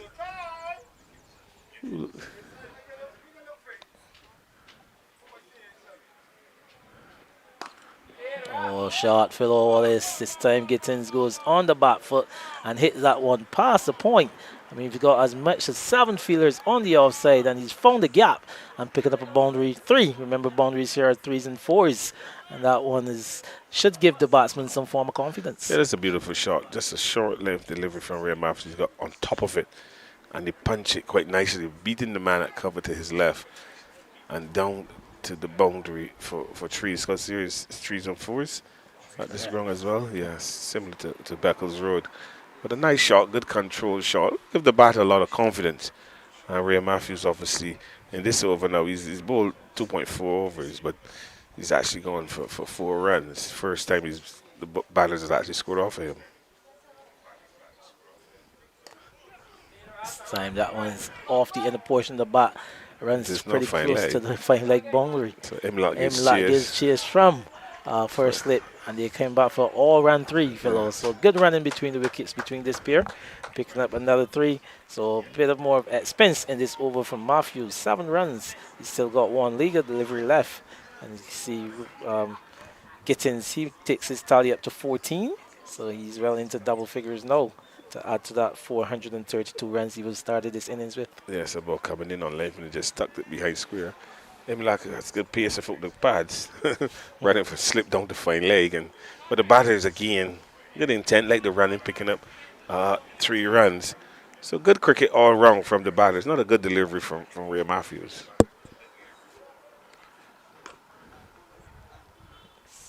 Well adjusted there is Ramsey, one back of the length, just going, leaving him outside the awesome, but he's in a good position to play it down to Gully. No run resulting, as I can tell you. They move up to 27 for 1. A few words from Phil Wallace before he will be replaced by Philip Hackett. Yeah, not missing any cricket because they're going out with the water break. Nice cooler there with a chair. Coach Norman Puckering and the glasses will be set up, and the players will come and refresh themselves as Ray Matthews finishes 3rd over. Not really happy with the footing. You know, fast bowlers, if the footing is not right, they use that as a complaint. They want them in the spikes hit into that pitch that they can actually hold so they can push themselves off. But good batting by Super Blend Gladiola, 27 for 1 in 13 overs. Good control bowling from Wonders. Could have been a bit more effective if they bowl the ball in the right areas to cause the Super Blend Gladiola batters to play more. But all in all, one would say even Stevens. Wonders won the toss and opted to field. And they'll be a little satisfied with the effort so far, rather than, you know, they'll maybe prefer 2 or 3 more wickets. But to pick up the 1 wicket, 27 runs, 13 overs on a 3-4 ground. Even Stevens, as Coach Ricky Clark is out there trying to obviously give some instructions to his senior players on how to look to get wickets. Because we were out there earlier today and he said he would love to play today on such a surface with so much grass. You just get the ball to nip around. And that's the type of bowler you want today, a man who can come in and nip the ball around. I don't think we'll see too many spinners because the conditions are quite overcast. It's a lovely breeze. And I believe that once the seamers can find the right lines and the right lengths on this surface, they can cause some problems for the Super Blend Gladiola players. But they've batted well. You know, Ramsey, he's there. He's not out on 1. Gittins is open to batting. World, he's on 14 from 35 balls, starting to express themselves. Few bad balls that have been punished. So it's a good contest, bat versus ball thus far. Oh, thank you very much for that, Philo. Had their expert analysis of the former Barbados and West Indies opening batter. It's going to be replaced by Philip Hackett. His claim to fame as a table tennis star. Philo, you know his claim to fame, but Philip Hackett, the tennis pro, he's going to join me. But like you said, you're missing no cricket as it's a drinks break. I can try to tap back to this West Indies versus New Zealand game. The West Indies, they won the toss and they inserted the opposition to bat. New Zealand, they now find themselves at 146 for 3. 28.1 overs completed. The debutant Vatel Laws, he's picked up a 2nd wicket. He dismissed Mark Chapman out stump. Sheer hope for some 27. So the debutant getting a couple of wickets in his first outing. 2 for 33. He's into his 6th over. Moti, the other wicket taker, 1 for 29 from 6th. So as I welcome you back, Philip Hackett. Yes, and Good to be back. The players refreshing themselves. The irony of it a bit, though, I'm thinking, what a lovely cool afternoon. I felt a few drops when I moved from under our covered area here, and the light already began to fade. Refreshment break on. I was thinking in the World Cup where they've had to put in Hydration break. hydration break because it's so badly needed. And here we have the luxury of a break on a pretty cool and windy afternoon. Yes, indeed. Said Gladiola just being inserted at the bat by the Wanderers, getting up to 27 for 1. Some 13 overs in that first hour and a bit. Philip, it's some minimum 30 overs that could have been bowled this afternoon. So it says another 17 required. If we can get there with the light that you're just speaking about, if it allows us. See, they've used all pacers so far, or medium pacers, if you want to call them that. Well, they've gotten through the overs pretty good. Some 13 overs, 27 runs. Well, I don't know where you spent your evening or your early morning, and I wouldn't be so rude to ask. But as I spent those hours... Should I not answer? It wasn't a question. Yeah, I was just laying down the guidelines for what I was about to say. But as I went through the period between last night and this morning, and the weather, the thunder, the all sorts of things, that was in the Christchurch area. And, of course, we are at Rices and Phillip. I think any play today, really and truly, we should be satisfied. Yeah, you must give it to the Gladiola side and the groundsman, Philip Barrow. I think he's put together a fantastic surface. And even the mop-up situation in the outfield to get some play going, just must give it to all and sundry, all who's made it happen. We got our umpires, Jalisa Calendar and Kareem Tate. They had a few inspections as well with match referee Winston Dorridge. And then we took a toss, was spun at 3:15, and play got on the way here at some 3:30. So you must give it to them, Philip. Yes, lots of hard work by many people. And it is paying off in the sense that we've got cricket, and that's what it's really all about. How the respective teams make use of the time in the middle, well, that's a matter for them. But it's good to know that there is some cricket. Enough cricket at Dash Valley that the Pickwick side is being bowled out for 75. Yeah, some 75 runs, so some 28 for 5, so they've got up to some 76. So that will be good on the part of the Wildy side, the defending champions, just trying to enhance their position up the leaderboard. Really, a lot of people are thinking that they still are in a position to press for this championship based on the fixtures and with that first innings display. Yeah, I think the number of teams here that are very worried, probably least of them Gladiola. I say least because at least they have some opportunity to get some points, whereas Spartan, Empire, UE, the other teams that are close to Wildy, they're not getting any action. Yep. That should just make mention of the points going into this series. After some 7 series completed, Gladiola on 85, Empire on 80, Spartan on 79. It's Reefer. And delivery just allowed that one to go through to the keeper. Is Gittins.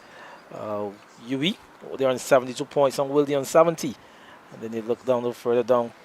YMPC, they're on 66, Pitwick on 64, Wanderers on 58, Windward, they're really there in the seller position as well on some 56 points. And the youth, exempt from demotion, 35. Yes, the youth exempt from demotion. And I think a bit weakened too, maybe by the players who are involved in the junior tournament. That's a peach. That's a peach of a delivery there from Reefer. Just leaving the left-handed batter and going through to the keeper, Morris. Good carry as well. So look at that exponent of the surface so far as Raymond Reefer. You see him just getting that ball to shape around and seam. I think he's a perfect example of what you call an honest cricketer. I'm not suggesting that they're cricketers who can't be trusted. But in cricket terminology, I think you know what I mean. A guy who puts in, who gives you everything on a given day. It's that type of hard-working player. Good utility player. Again, a good delivery, just leaving the bat outside the off stump. Then you might think he would pull the bat inside the line at the final moment. But this is good bowling here from Raymond Reefer. Yes, has done well at the regional level, especially for Guyana. Helping them to win a couple of championships.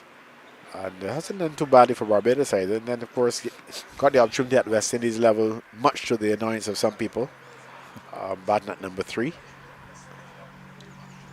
Didn't start there, but got that position in the end.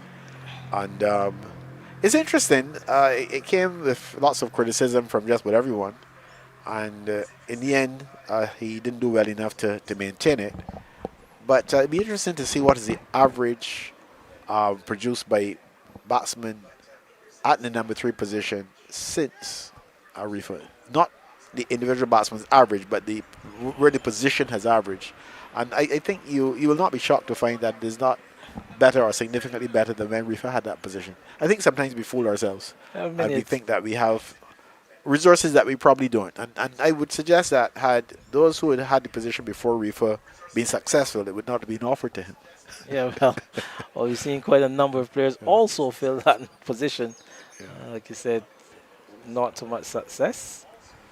But Rifa, honest cricketer, as you rightfully said, gives us all here for the Wanderers side. Once he's available, you could guarantee that he would find himself in the players in 11. But a hard-working cricketer as well. One of those players who've really put in quite a lot of work over the years, Philip. Yes, and it's always a good feeling, at least from where I sit, to see a player like Rifa do well whenever he does well in any situation. Oh, that's a lovely shot there from Ramsey. Just coming on the front foot and hitting that one deliberately over the cover region and into the boundary for 3. Remember, boundaries here are 3s and 4s. Matthews is guilty of over pitching on that occasion, Philip, and getting the full treatment. Well, if there was a prize for the shot of the day, that would certainly be on the short list. Well executed with full confidence as well. It was in the air, and once you're hitting the ball in the air, those who feel well, you're giving the bowler, the fielders a chance. But that was struck with such authority and aplomb that there was never really any thought of a catch. We struck on the pad, definitely going down the leg side there. Easy decision for umpire Jalisa Calendar. That's the Calendar alongside Kareem Tate. Philip, the females continue to make their way into this game via the officiating. Yes, via the officiating, via scoring, via managerial positions. So the presence of the female very much very much on display at the domestic level of our cricket, and from where I sit, seems to be well received by all those concerned. Here's another lovely drive. I think that previous shot will lose the be taken off the list for the shot of the day, because this one was all along the ground. It was not struck with the same power and authority of the previous one that was struck in the air over cover, but this one was all timing, and it was really well played. A top shot there by young Ramsey. Like I said, one who's known for his shot making, but he's done a good job for his team in occupying the crease for some time. He's batted some 39 deliveries now for his 10 runs. Obviously, like I said, that previous shot goes down the leaderboard with that flowing drive. On drive, straight back past the bowler and into the ropes for 3. It was as though he was awakened from slumber and someone said to him, "Hey, we're in a cricket game here." And he responded with that first stroke over the extra cover position, which would have awakened the fielders if they had gone to sleep with the lack of action. And then that exquisite straight drive. You just see his confidence seems to be growing. It's just another flowing drive. Couldn't beat the man at cover point on this occasion. It's like chase.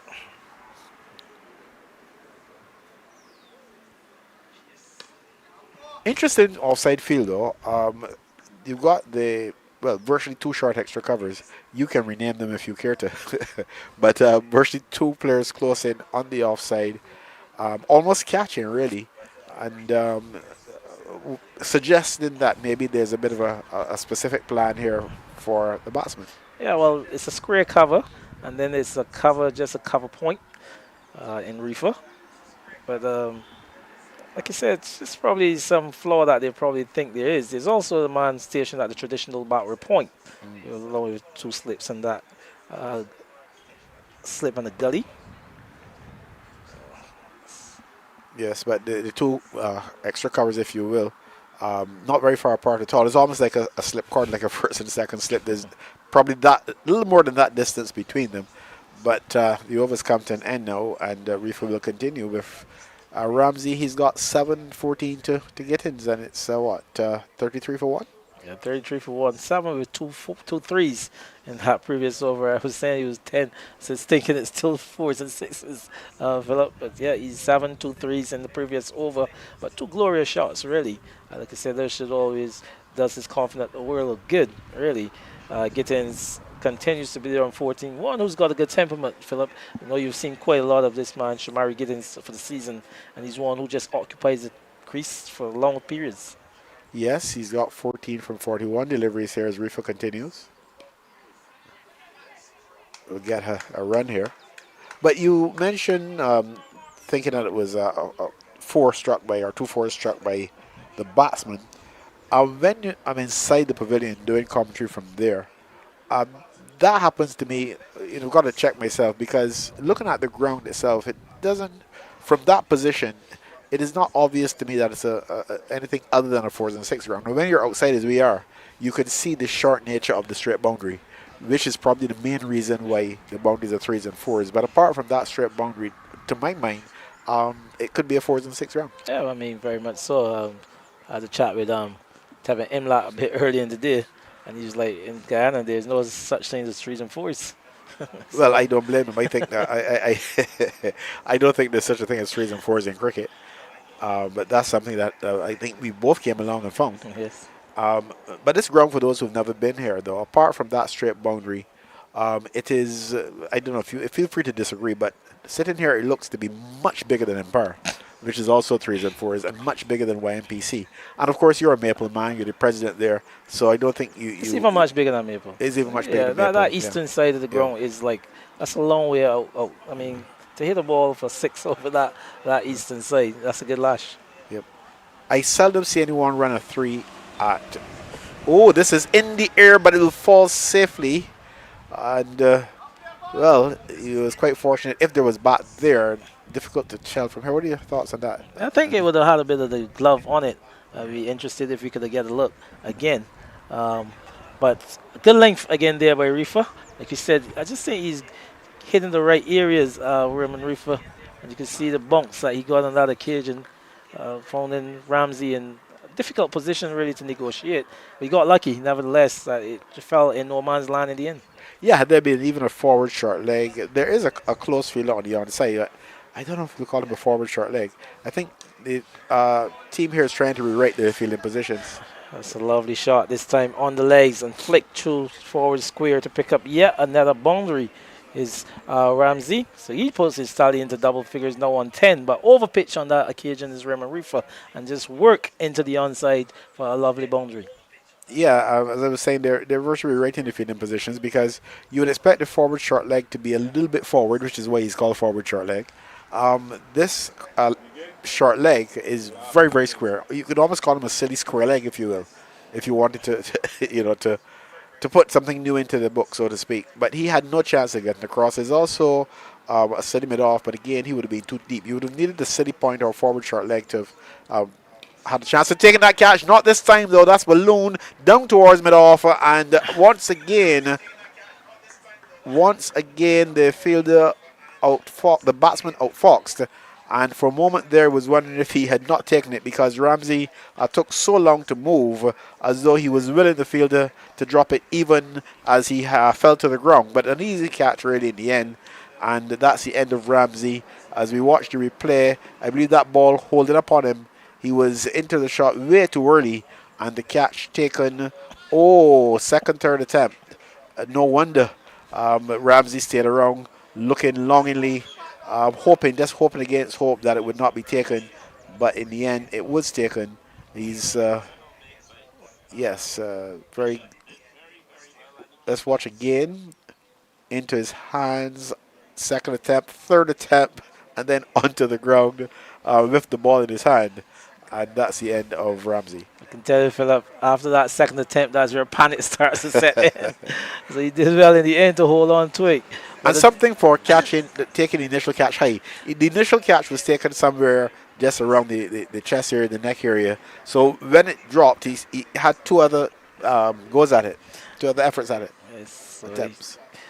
so Ramsey's gone, caught by Emilian off the bowling of Reefer. A delivery fullish on length, trying to probably hit that one again into the leg side to get a bit of a leading edge. Probably not the pace on it that he would have expected or wanted. And just taking the leading edge and going out there to Emilian at mid-off for a catch, which he made a little bit of a mess of for a while, but then he held on to it. The new batter is Zidane Herwood. So 37 for 2. So Zidane Herwood. He has a connection with the umpire at the southern end. I'll give you a guess or two at that. It's a connection I also share, by the way. Must have done something that's cool. You're getting warm. Maybe at the Grantley Adams You're boiling over. So sure, more of that we'll share. But the overs come to an end. Superb Blend Gladiola being inserted about the 37 for 2, 16 overs completed. Reefer, he's picked up a wicket in his third over, 1 for 4 from his 3. So he's really came into the attack. And like you said, that type of player, that utility player who always does something for his team. Yes, very honest cricketer, comes in and always gives 100% or more if that's possible. And again today, running in and just trying his best to get a breakthrough here for his side, which eventually he did by removing Ramsey. Oh, it's going to be a bowling change in Emilian, who just took that catch, and the captain is pressing directly into service. It's the left arm unorthodox. He'll be bowling to Shamari Gittins, the left-handed batter, who's on 15 from 42. Like you said, Gittins, who was started this innings, Philip, on 432 runs to be the leading run scorer for Gladiola, has really propelled him to be at the top of the tables after this series. But yeah, I made that point earlier that Rashawn Worrell is a player who over the last few years has been almost under the radar in the sense that he's been performing, but he's not your household conversation, so to speak. And they made the point that there have been contributions as well over that period of time from Shamari Gittins and also the man who dismissed a short while ago. And this season, Shamari Gittins, he's the top runner, the front runner in terms of runs scored. So they've got the makings of a good side here at Rice's, the Gladiola team.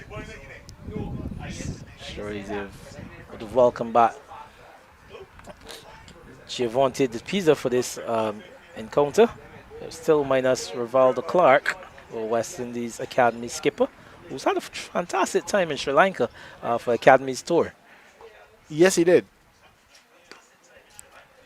And the fact there are those who really have a lot of confidence in Rivaldo Clark, who believe he should be keeping at the national level. Of course, that's always going to be a debate because from where I sit, as far as I'm concerned, there's one aspect of our cricket in the region and in Barbados in particular that we don't have to worry about, and that's wicket keepers. I think we've got a number of very good wicket keepers, and we're in an era where people actually don't even worry about the technical side of that now, unfortunately, and it's a matter of which keeper scores the most runs. Well, he's a bit of an inside edge there from the left-arm spinner. Hitting high into the tight pad, but eluding the captain and Gerard Lovell at that silly mid-on position. And just going up to square leg. But you expect a bit of spin from the left armer on this type of surface. Bouncing through to the keeper. So lovely carry. Good start there by the left-hand batter. Left-hand bowler, sorry.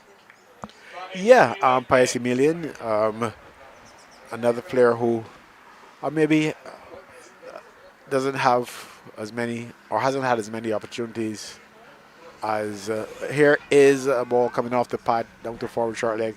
As maybe in his earlier days, it doesn't probably do as much bowling. There's a time when he picked up the ball, he would hardly be able to put it down. I think those were his days with Wildy. But that's behind him now, and he's got to fit into a different type of rotation. Yeah, so he started with a good over. Maiden over to start by Emilian Gladiola, 37 for 2. He said just being inserted the bat by the Wanderers side. I'm going to make way. Philo Wallace, he's going to come back into the chair. I'm sure you'll enjoy his experience as a former Barbados and West Indies batter and one who's liking the surface out here. I'm sure everybody know Philo would have been 70. Yeah, in fact, if during his day there was this obsession with the keeper who scores the most runs, he may very well have gone on to be the regular Barbados keeper, West Indies keeper. Who knows? He certainly scored more runs than most other people in his day. Thank you very much, Philip. Good afternoon. How are you doing? Well, I'm fighting. Don't fight. Yes. It's not a nice word in Barbados. Well, you want me to give up? No, don't give up. This is your living. Okay. You wear a lot of BCA clothes as well, I must admit. They look nice on you.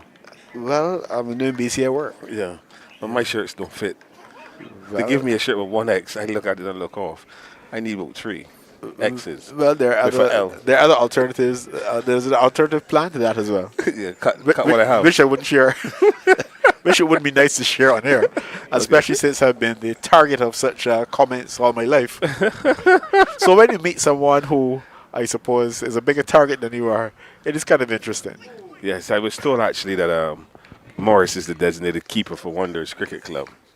But the games that I've done at Wanderers, he didn't keep wicket. I was told he had some bad fingers. Yes, there was an issue with he did, Fingers. and they keep I think they use Watson, if I remember correctly, was So the it person is. they use. So it's- There's another keeper, Tevin Walker, but he has Walcott. not been around recently, and when he is around, they tend to alternate. Yeah, They, and apparently share the furniture.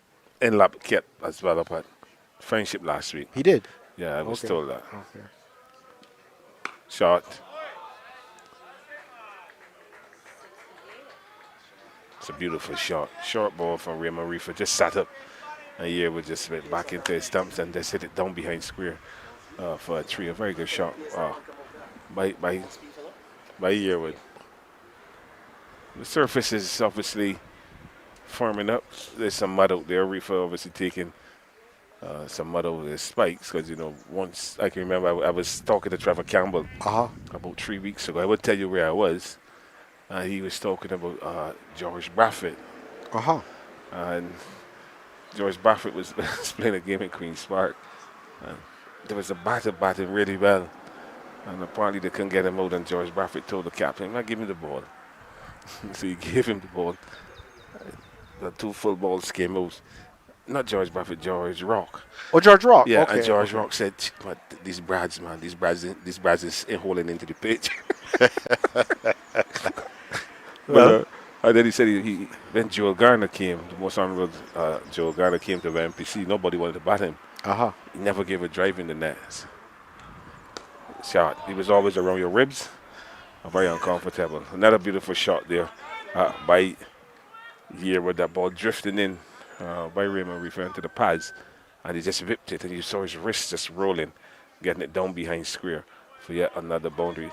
There's something about Reefer that Ray Matthews that people have not picked up. He throws the ball with his left hand from the boundary and bowls right hand and bats left. You haven't picked that up yet, right? I'm allowing you to express yourself, Philo. Yeah. You don't have your glasses on, so I find. They're on now. But, Yeah. He throws the ball with his left hand from the boundary. I haven't seen him use his right hand yet, but he bats left as well, doesn't he? Yeah. So truly ambidextrous. Yeah, he's a good cricketer, underrated. Well, I can tell you a couple of matches ago in the white ball competition, it was a 50 over. He played a knock 80 odd. I think you saw that game, didn't you? Yes. That was an amazing outcome there because I'd seen him bat on a number of occasions. He does have that positive mindset, but that was really a match winner on that day. Yeah, it was against Pickwick. Yes, I think it was. I think they're struggling at the moment as well. Pickwick? Yeah. Oh, struggling. but I did suggest to you guys earlier that Pickwick could very well find themselves struggling even more so than Wanderers and Windward because of the manner in which they play, the style of play.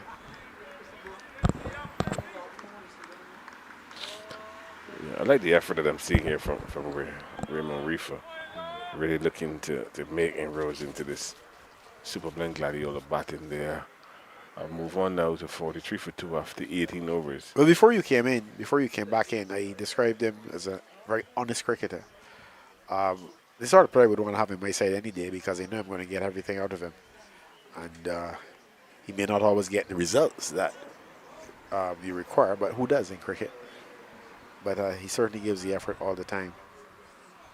Yeah, he's a worker, and he's come back from his overseas stint, and he's actually putting in the work for wonders. It's good to see one of Raymond Reefer's ilk really putting in the effort and not shirking responsibility. So Pius Emilia will continue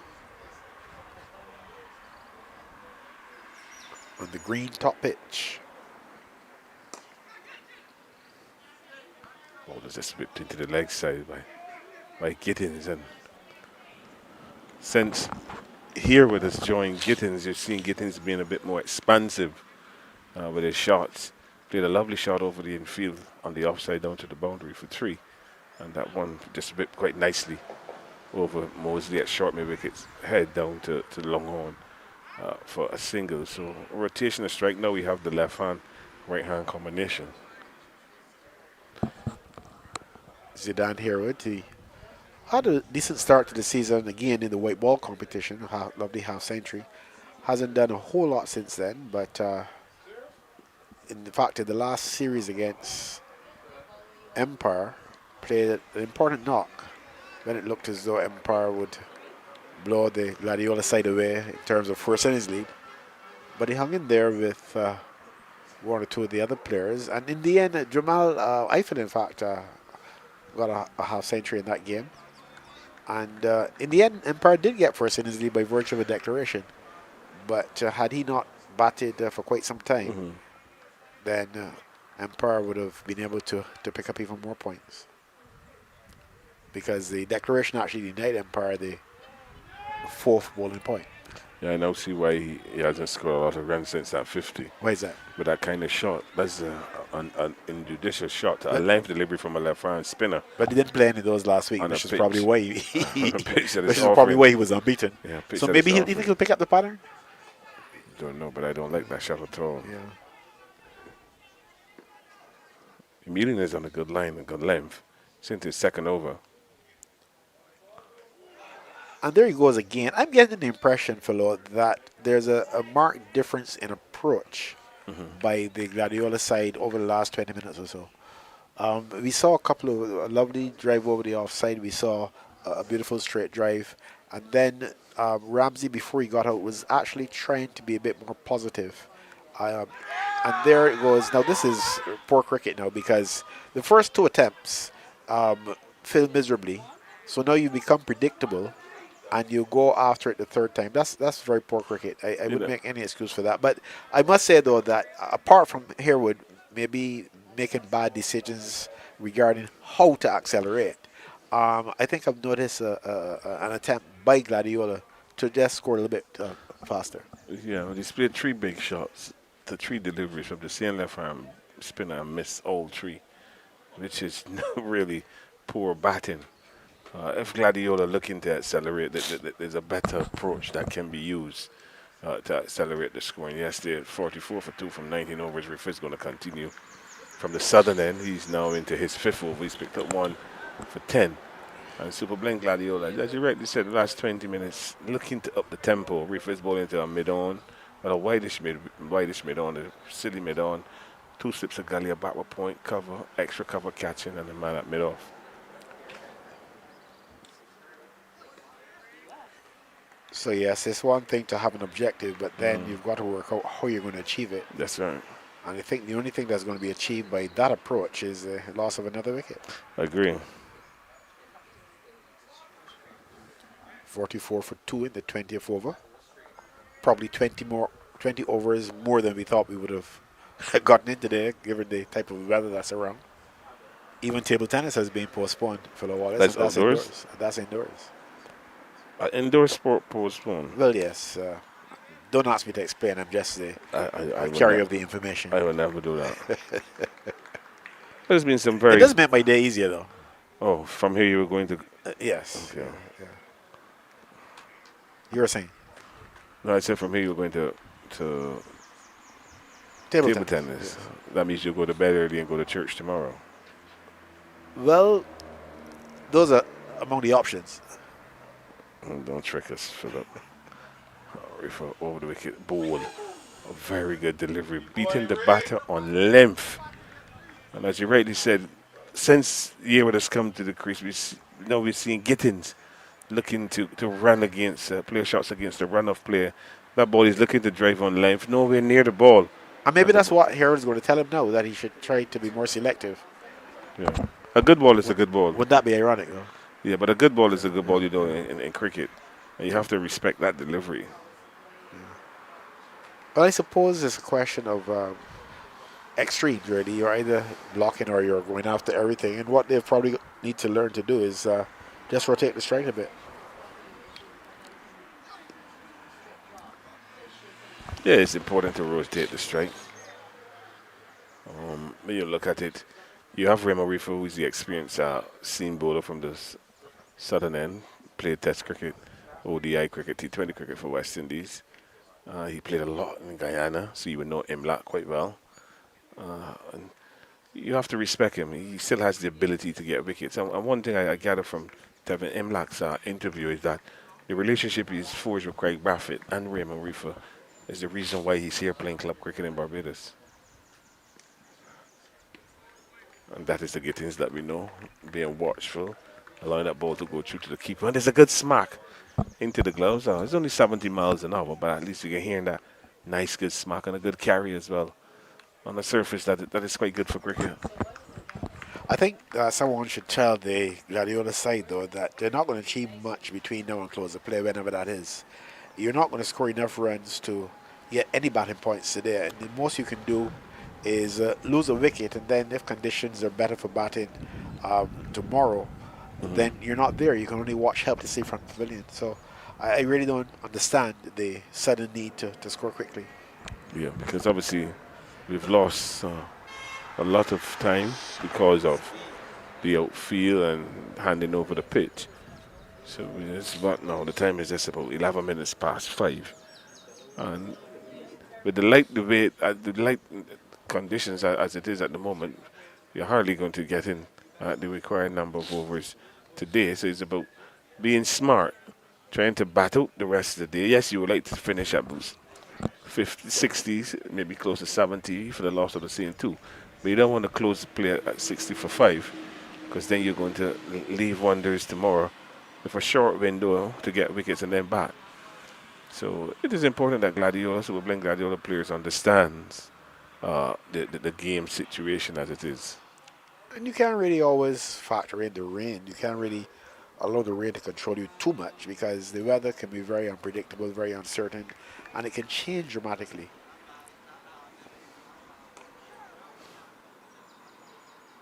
Yeah, we have no control over the weather, so you have to play conditions. You play what is in front of you. Right now they've been put into bat. They will probably get another 20 minutes batting. Even if they up the tempo, you score what, another 20, 25? Is that going to be a significant difference if you score another 10 or 12? Right. The important thing would be to keep wickets in hand, I would think. Yeah.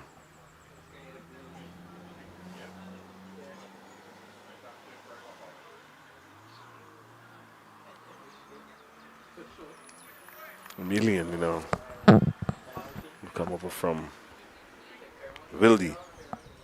I know he's playing history for Wonders, operating from the northern end. Looks quite handy with the ball, seems to have good control, knows what he's doing. And he's guilty of bowling on the ball, signaled by the umpire. Calendar, it looks like, stretches out that right hand, waiting for confirmation from the scorers. Maybe this is bowling into a slip, leg slip, silly mid-on. Extra cover mid-off. Backward square, short, maybe make it deep, maybe make it, and a long on. This ball is just asking the batter to come forward, bowling on his tie. But again, I like the control that Pius Emilian is showing here. He's not giving the batters anything loose to put away. He's asking them all the time to bring their technique into play, which is important. Short and punch. And that will beat Raymond Reefer, and that is 4 runs. That's a very good shot. And if you wait long enough, you'll get something that you can put away without necessarily giving your hand away. That was very well played. It was very well executed. Absolutely no risk. Well played.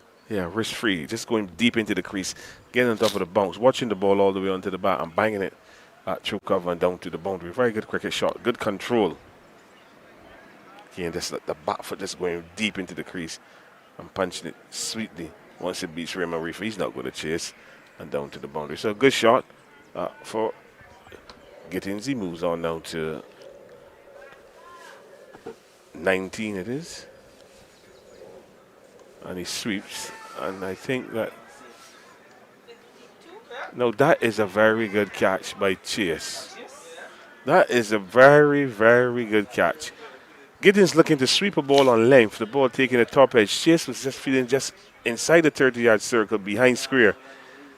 He turned and ran. He didn't look like he was in control or would have gotten close to the ball.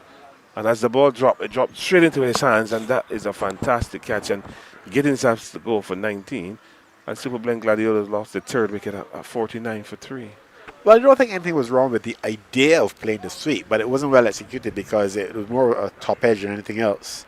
And I suppose one could easily criticize if one wants to do that. But I think for me, the idea of playing the sweep shot was not a bad one, but the execution certainly wasn't there. Yeah, the length, I think the ball bounced a bit more on him, and that's why he got a top edge. But the catch, if you look at Chase, he looked like he was going to take the ball to his right, and then suddenly the ball was in his left side, and he just grabbed it. That will put some confidence in the Wanderers fielders.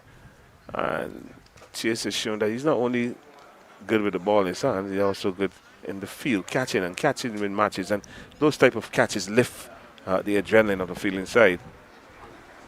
Yeah, a good cricketer from what we've seen so far.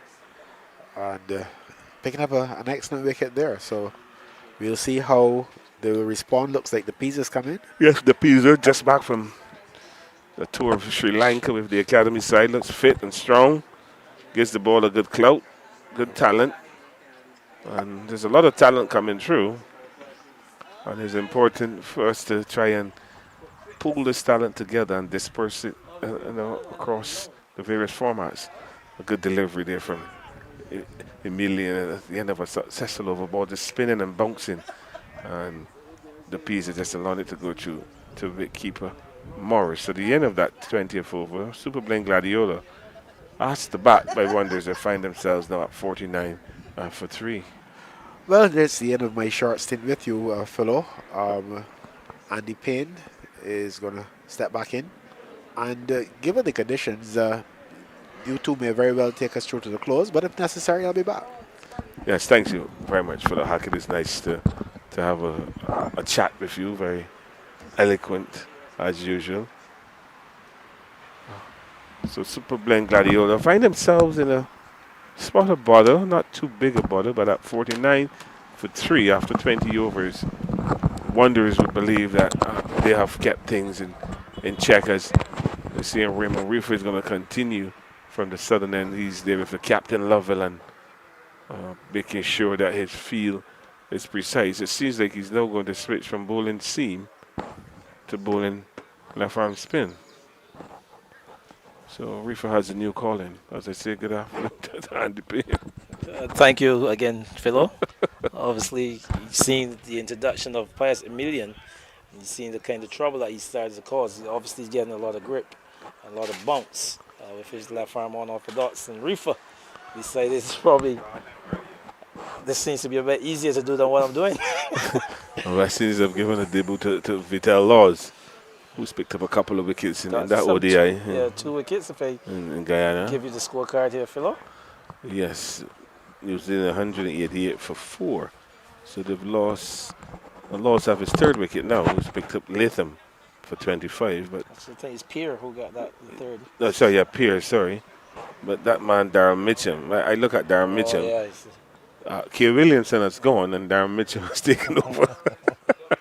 Mitchum is the man I fear the most. He's a soldier. He's a warrior. He can dig you out of a hole, even if you're in quicksand. With his left arm spin, a quicker delivery. And here we get the bottom edge of the ball, goes over the rope, not 3rd man, just passes to his left and down to the boundary for 4. So Reefer starts with a 4. And can see clearly that this guy Zidane Yearwood is looking to get back on ball as his field is actually spread far and wide for him. Refa is bowling to a deep mid wicket. A long on, a long off, extra cover catching and cover. A slip. There's a man to sweep a boundary as well and a short mid wicket. So he has 1, 2, 3, 4 boundary riders. So clearly they know the intention of Yearwood. Yeah, Yearwood, he's a very aggressive batter by nature. He said, I mean, there's a little bit of a saying goes around. His profession is that he's a PSV driver, and the guys say he bats just like he drives. Yeah, but they don't drive slow. So a little bit of banter on Zidane Yearwood. See that one from Refa.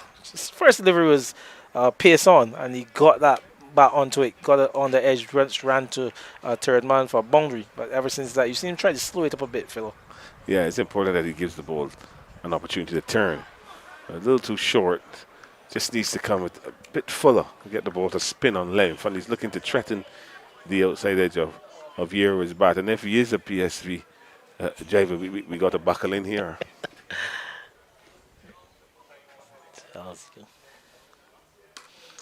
This was played with some form of confidence. Good footwork over on the sweeper boundary by Jordan Nels as we're into World Cup mode. Definitely, Philo. Yeah, he's lucky, Jordan. As you know, once upon a time they had boots. Now everything is half cut. But he timed it to perfection and he just used the inside of his left foot to stop the ball rather than really bending. And the batters come back for 2 runs. But a good shot from Yearwood and good all-round cricket, good fielding as well, and a good throw. Refa makes a slight adjustment to the man at backward point.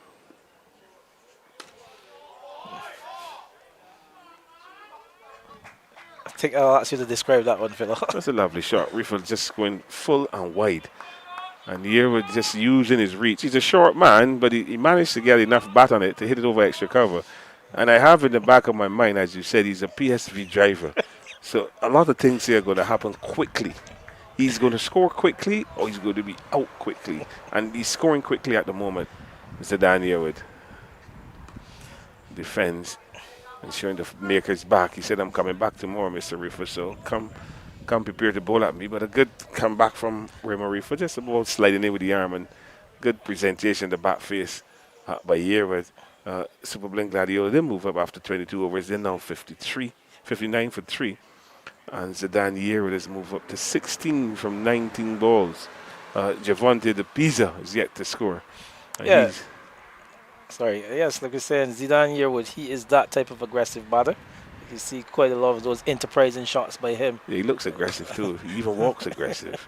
That delivery just giving some ear from Refa outside the off stump, and he caught his hand shoot lovely and hit it over extra cover for 6. Well, 4, Philo. Yeah. Well, I like the pieces off the mark. Very good cricket. What I like to see them doing for a year with the bowlers is that they attack his stumps. Force him now to play those big shots off the stumps. See how brave he is. Because if he misses and you attack the stumps more often than not, you should hit. He's going to face it to Emilian, who's at a good string at the moment. String a lot of good deliveries together. Again, quick single in that offside region for those good cricket. Yeah, that's going to frustrate Wanderers.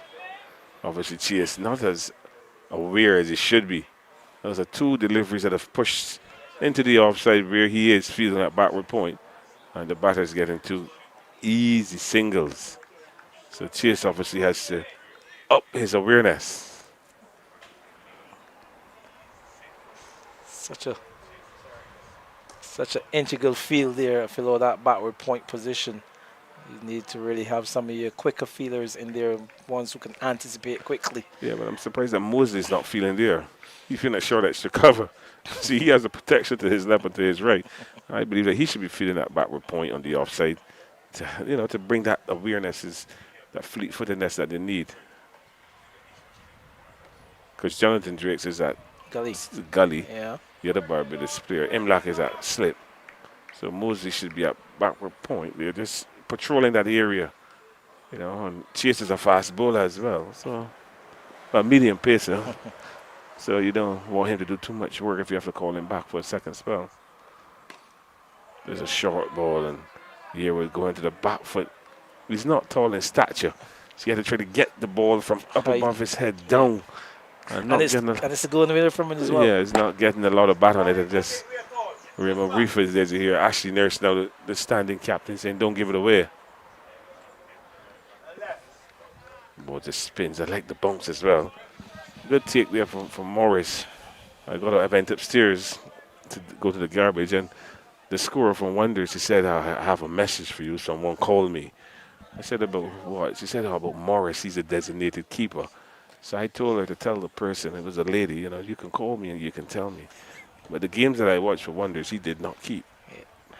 Yeah, so he is a designated keeper, and I commend him. He's doing a good job. He started a little stiff, but he's getting better as the day goes on. Yeah, he was been the keeper for most of his career so far. Started there at the Coaching Park School, my alma mater, where he was a keeper. Kept for the Barbados on the 19s. And here he is. Obviously, Philip mentioned earlier he would have been sharing duties with himself and Tevin Walcott for some duration.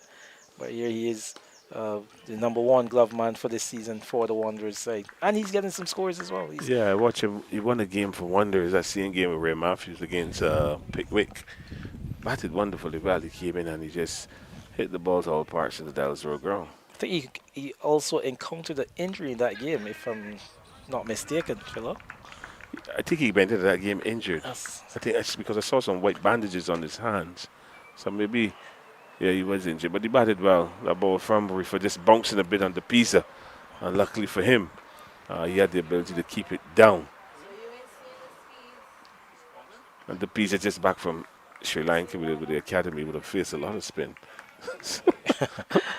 We'll see how good he can counter-attack this Wanderers spin pair. Yeah, the thing about Pisa, he is a very competent player to the slow bowlers. He's one who utilizes the crease very well. He's good on the back foot as well as on the front foot. You see in the previous over, he caught on the front foot and played that one through cover. But he's one of the more adaptable players to slow bowling in the country. He looks strong. He looks fit as well. Wonder what they feed him in Antigua. He looks ready. This is a talent that is around in Barbados cricket, and they have to find a way to keep these guys together. We had a tour down to Dominica with the Barbados team. No reports on that tour, and I hope that we do get some reports so we can know what's going on with our junior cricketer when he edges, but that just pass slip, no chance of taking that catch. Imlach and down over the ropes across the road for 3. Lucky for the Pisa, went back onto the bat for looking to force the ball to the offside. And he went very hard at it and no chance at all. So yet another boundary to Super Blend Gladiola. Just going back and just hitting that, edging it. Imla had no chance at all and down to the boundary. That ball was bowled at 56 miles per hour, so relatively quick for a left-arm spinner. As we take a look at that, Philo, and again, it just begs, for me, the understanding of the new batter comes in the Pisa. He's only on 2.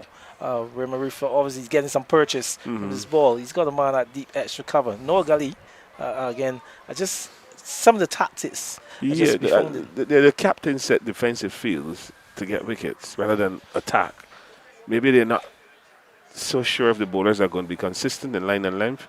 But clearly with someone like Raymond Reefer's ability, you must have catching fielders. I mean, at this time of evening, that's a good delivery, Phil. That's a peach of a delivery there from Emilian. Like you said, just bring a man onto the front foot in Zidane Yearwood. Just groping on that one. The outside edge taken and a comfortable catch by Imlat placed at the first leg. You know what has me speechless is that Yearwood took his helmet off the over before. And Emilian has come down with a beautiful delivery. Just drawing him forward and the ball taking that outside edge and a relatively easy catch at a slip of you're going to see here on the replay. Just drawing him forward. Hands a little low, but a good catch by Tevin Imlach with no gloves on, but very well bowled by Emilian and a good wicket again for Wanderers as they continue to chip away at the Super Blend Gladiola batting lineup. Yeah, just a good delivery. Just on 52 miles per hour. He just bowled it into that perfect channel, just asking the batsman to come on the front foot. And like I said, down that channel where the edge was taken, and comfortably taken by Imlat. at the first lit position. But it goes back to the previous over from Reefer. You got to be backing your bowlers. This is the mode of dismissals. They're under pressure. You're late into the evening. Just looking for survival, really. And new batters to the crease. You must have him crowded, Philo. You must have him crowded. Yeah, you must put the close fielders in. The surface allows for that, where the ball is going to grip and bounce. And if you have the fielders in front of these, most of the batters, they're going to be looking at the fielder rather than at the ball. And these are little things that, the captains and the players have to pick up. When you have teams that play the type of aggressive cricket like Super Blend Gladiola, put them under pressure. See them, see how they respond, how their players respond to pressure. So the new batter is Terrell Sargent, another left-hand batter. Here he is on the front foot looking for a single that's not there. Good movement again there from Imlat from first lit, running quickly around to his left. Remember, this is a left-handed Sargent, preventing any chance of a single. So good pressure on the new batter. Yeah, Imlat knows the importance of keeping the new batter there. You don't want him to come in and get off the mark with an edge. Try to get him to face as many deliveries as possible. No, I don't know what kind of shot he's trying to play. On leg stump, he's looking to flick the ball around. There's a leg slip in Jonathan Drake's. But a good take by keeper Morris as the Pisa now is going to ask Sargent to come and have a little chat. Sargent, not the biggest of players, very petite. And the Pisa is obviously telling him, look, you need to be careful. If you're going to sweep with conviction rather than just looking to help the ball. Similian is back at the top of his mark. Quick delivery brings him forward. It's a bit of an inside edge, but it goes into no man's land. This is good bowling by Emilian. He's really got the ball on a good area, bowling at some 53 miles an hour. So good pace on it. Just bringing the batsman forward and asking questions. Yeah, Drake's is still straight. He has to come to his right, which is now making the adjustment because the ball is not going to go fine. The ball is going to be going to his right all the time. So he needs to try to be able to cover that area. Like there. It's good bowling. It's good challenge here for Sargent. He's new at the crease. He's faced some 4 balls. He hasn't gotten off the mark. The Pisa again is going to come here, have a little chat. The Pisa knows the importance of trying to bat out the rest of the day. You don't want to lose another wicket at 65 for 4. Super Blend Gladiola would like to close the day's play. There's still four wickets down. There's up to 5:30. The light is not going to get any better. So it's a good ploy from the piece as well, just to slow it down a bit.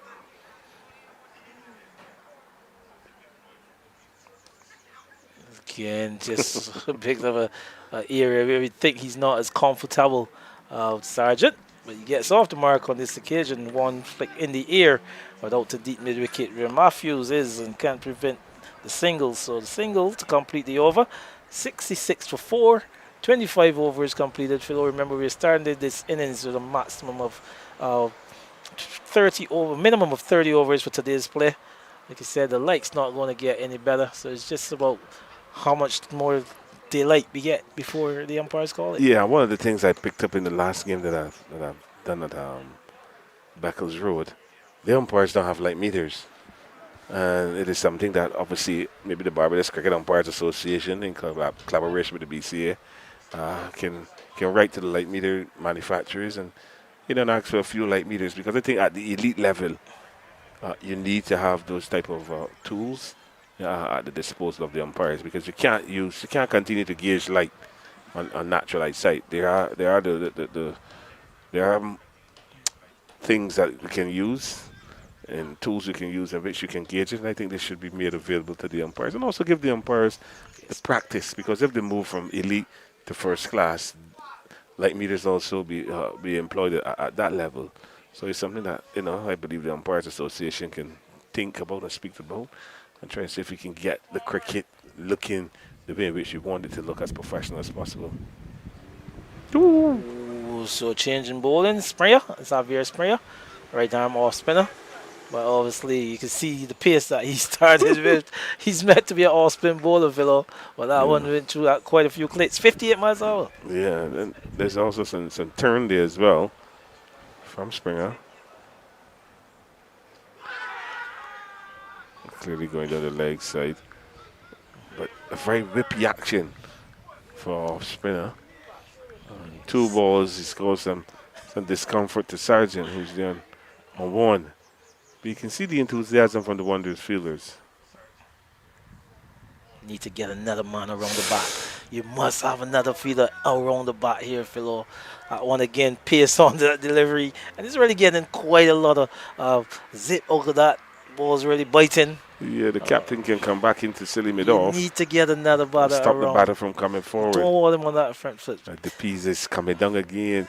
Because the Pisa is itching to get down there. You know, he knows that he has to try and shepherd Sargent. Oh dear. It's a bit of a gift, really, a short delivery, long hop, really, outside the off stump. Allows Sargent to get on the back foot and punch that one over cover to pick up 2. So, yeah, it's just a bit of a half tracker there, Philo. That's giving the batsman the relief. Yeah, but it's not Christmas, and he got a gift of Sargent. He punched it through the offside in the air, where Ray Matthews gave chase and come back for 2 runs. Sargent was feel quite relieved to get bat on ball finally. It's better. That's a better delivery. Just in that business area. Asking the batter once again to use this thing called technique. Now we're going to see a change in personnel. The captain is going to come up with the helmet. He's going to go onto the onside. And the mid-wicket, short wicket is going to go into backward point. So he's bowling to a mid-on, a man up back forward square, a long off, mid, short extra cover, backward point, and 2 slips. But a slip on a gully. Ball is just wide outside the off stump. Well watched by Sargent, allowing to go into the keeper's gloves, Morris. At the end of that eventful first over, Super Blend from Springer, Super Blend Gladiola, they moved on to 68 for 4 in 26 overs as the umpires are starting to wander to their positions. Energy levels drop at certain times of the day. Yeah. Wonders is moving smart here. I like this, keeping the slow bowlers on. Yeah, and you got to keep moving into the positions quickly. You want to get as many overs in this period as you can. You said they had a minimum of 30. They've sent down some 26, so some 4 remain. Time is, like I said, gone beyond the 5:30 mark. The lights really setting in. Well, the lights are not on here. They're setting in. The Pisa, shoulder and arms. It's a good battle here. I like this contest between bat and ball. Spinners have extracted some spin and bounce from this surface and causing some discomfort for the Super Blend Gladiola batters. It's offering that assistance, really, for the bowlers, albeit the slow bowlers late into the afternoon.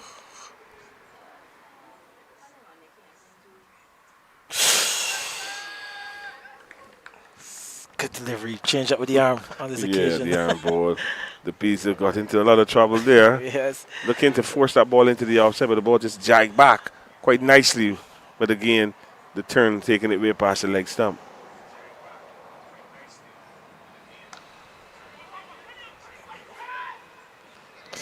Ooh, again, shady experience of someone like Tevin Imlat just backing up as that return came in from Ray Matthews over the head of the keeper, Morris, and good backing up there by Imlat running around from first slip. Yeah, Ray Matthews throwing that ball with his right hand, getting a good bounce, but the severe throw over the keeper's head.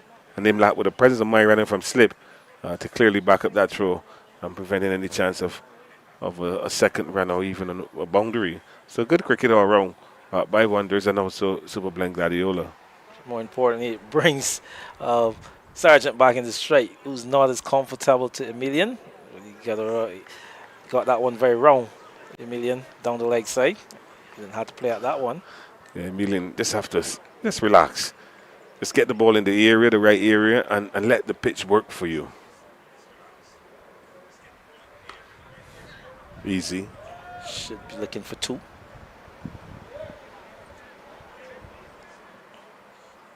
Comes back quite comfortably for 2 in the end, like you said. There's no one at backward point. So, again, Imlat had to do all the running from first slip behind points. But this type of field set, the captain is expecting the bowler to bring the batter forward on the forward stroke. Bring the batter onto the front foot to drive, looking to either bowl him through the gate or take his outside edge. Like That's a better ball. Like that. See delivery that he wants to be consistent with. Philo Wallace, it runs pretty close to the boundary for buys. It's just a wait the signal coming down from umpire Jalisa. Calendar, 4 buys it is. Well, 3 buys. It's just continue. Remember, boundaries are 3s and 4s. But what a brilliant delivery to ball. Yeah, that's a fantastic delivery from the left arm spinner.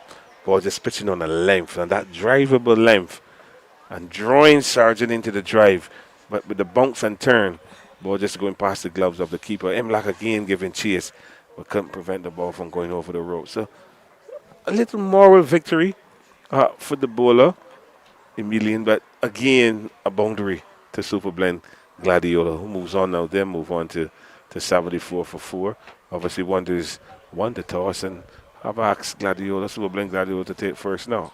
So at 64 for 4, after 27 overs, there's a maximum of 30 available to us.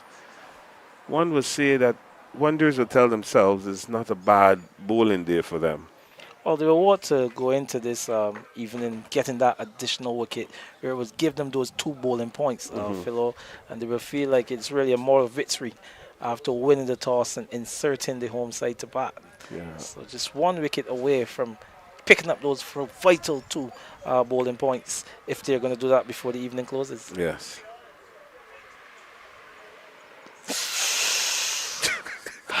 Lit them. Well, hit Imlach in his throat.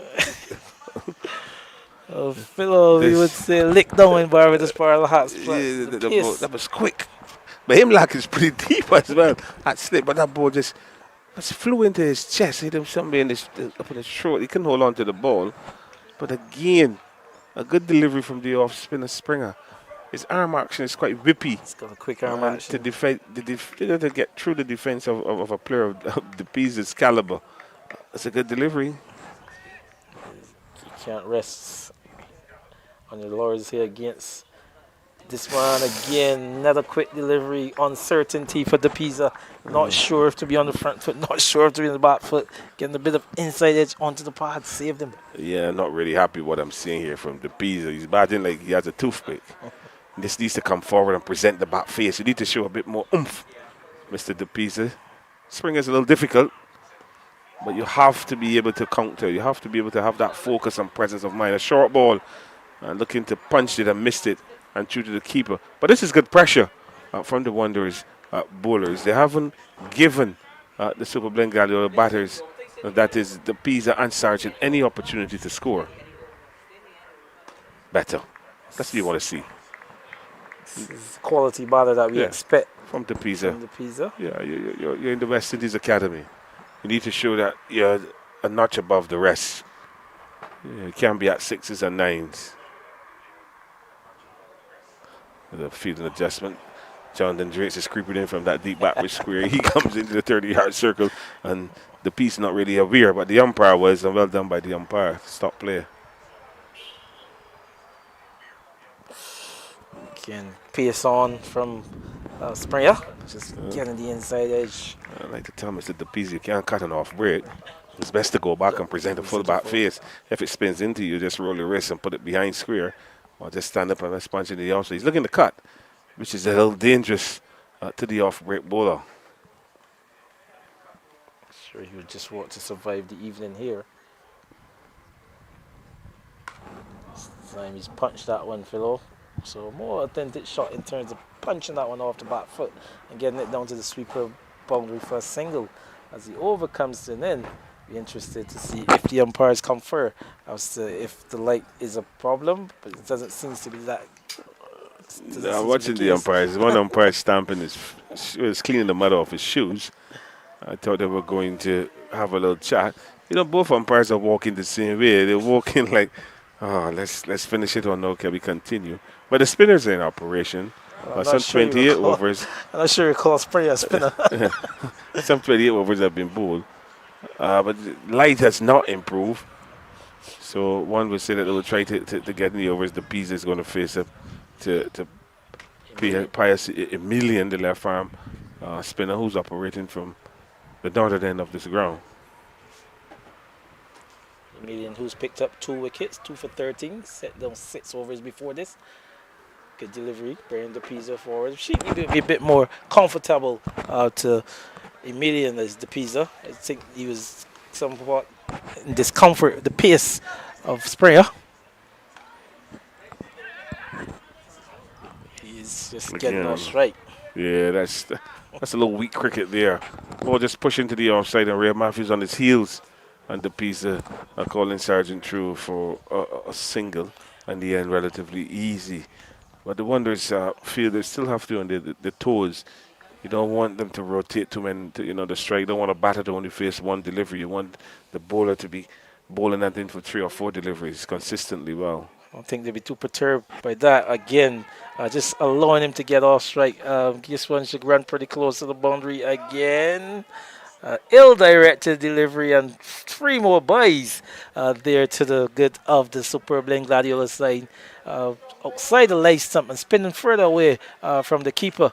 The left-handed Sargent is in strike and just eluding the keeper and going all the way up to the boundary for byes. Yeah, I don't like what Morris is doing here. He's asking the Nels, obviously, to come and keep. Nels is telling him to move his feet, which is not bad advice. But you need to stay calm, Mr. Keeper.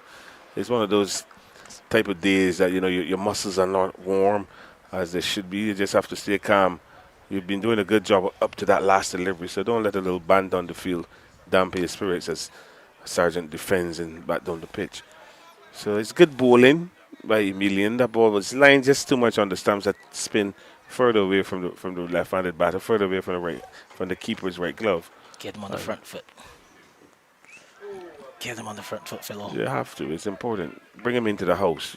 You don't want to go through the back door, the side door. You want to go through the front door when you're bowling spin. So in order to get through the front, you have to bowl the ball in front of the batters.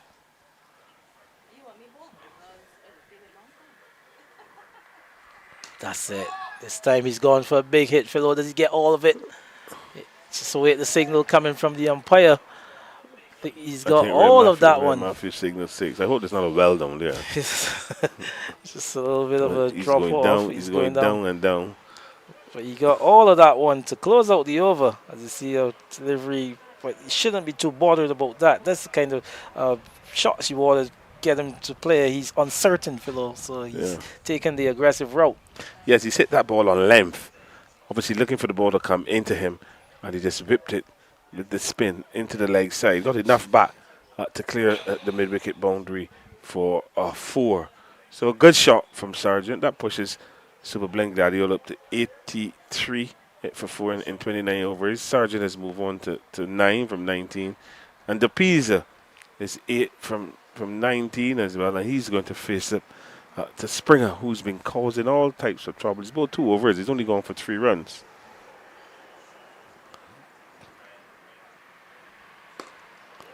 I was just going to say, fellow, you can't allow him to get off with that delivery. No. You have to have the long off into mid off. He's causing the pizza all types of trouble.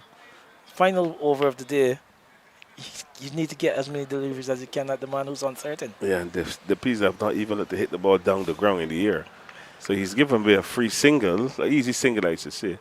I know he's given the strike to Sargent, and it's going to be very interesting to see how Springer bowls his 5 deliveries if he can, and to Sargent. Sargent looks the more vulnerable of the 2, but has the opportunity, has a chance to come in as a hero, come in now to have the decision to choose the roller tomorrow. Yes. If he can survive these 5 balls, as we see the captain level again, he's going to come into that silly mid-on, so he's going to be bowling to a silly mid-on, a forward square, a mid-on, a mid-off, short extra cover, catching an extra cover, a backward point. I know the man is coming in from off the boundary legs. He's going into mid-wicket. Good position. So it's a good position here. So the fielding position is quite good. Let's see the execution with Springer. A full toss. Drills it up to chase at mid-off. No run resulting.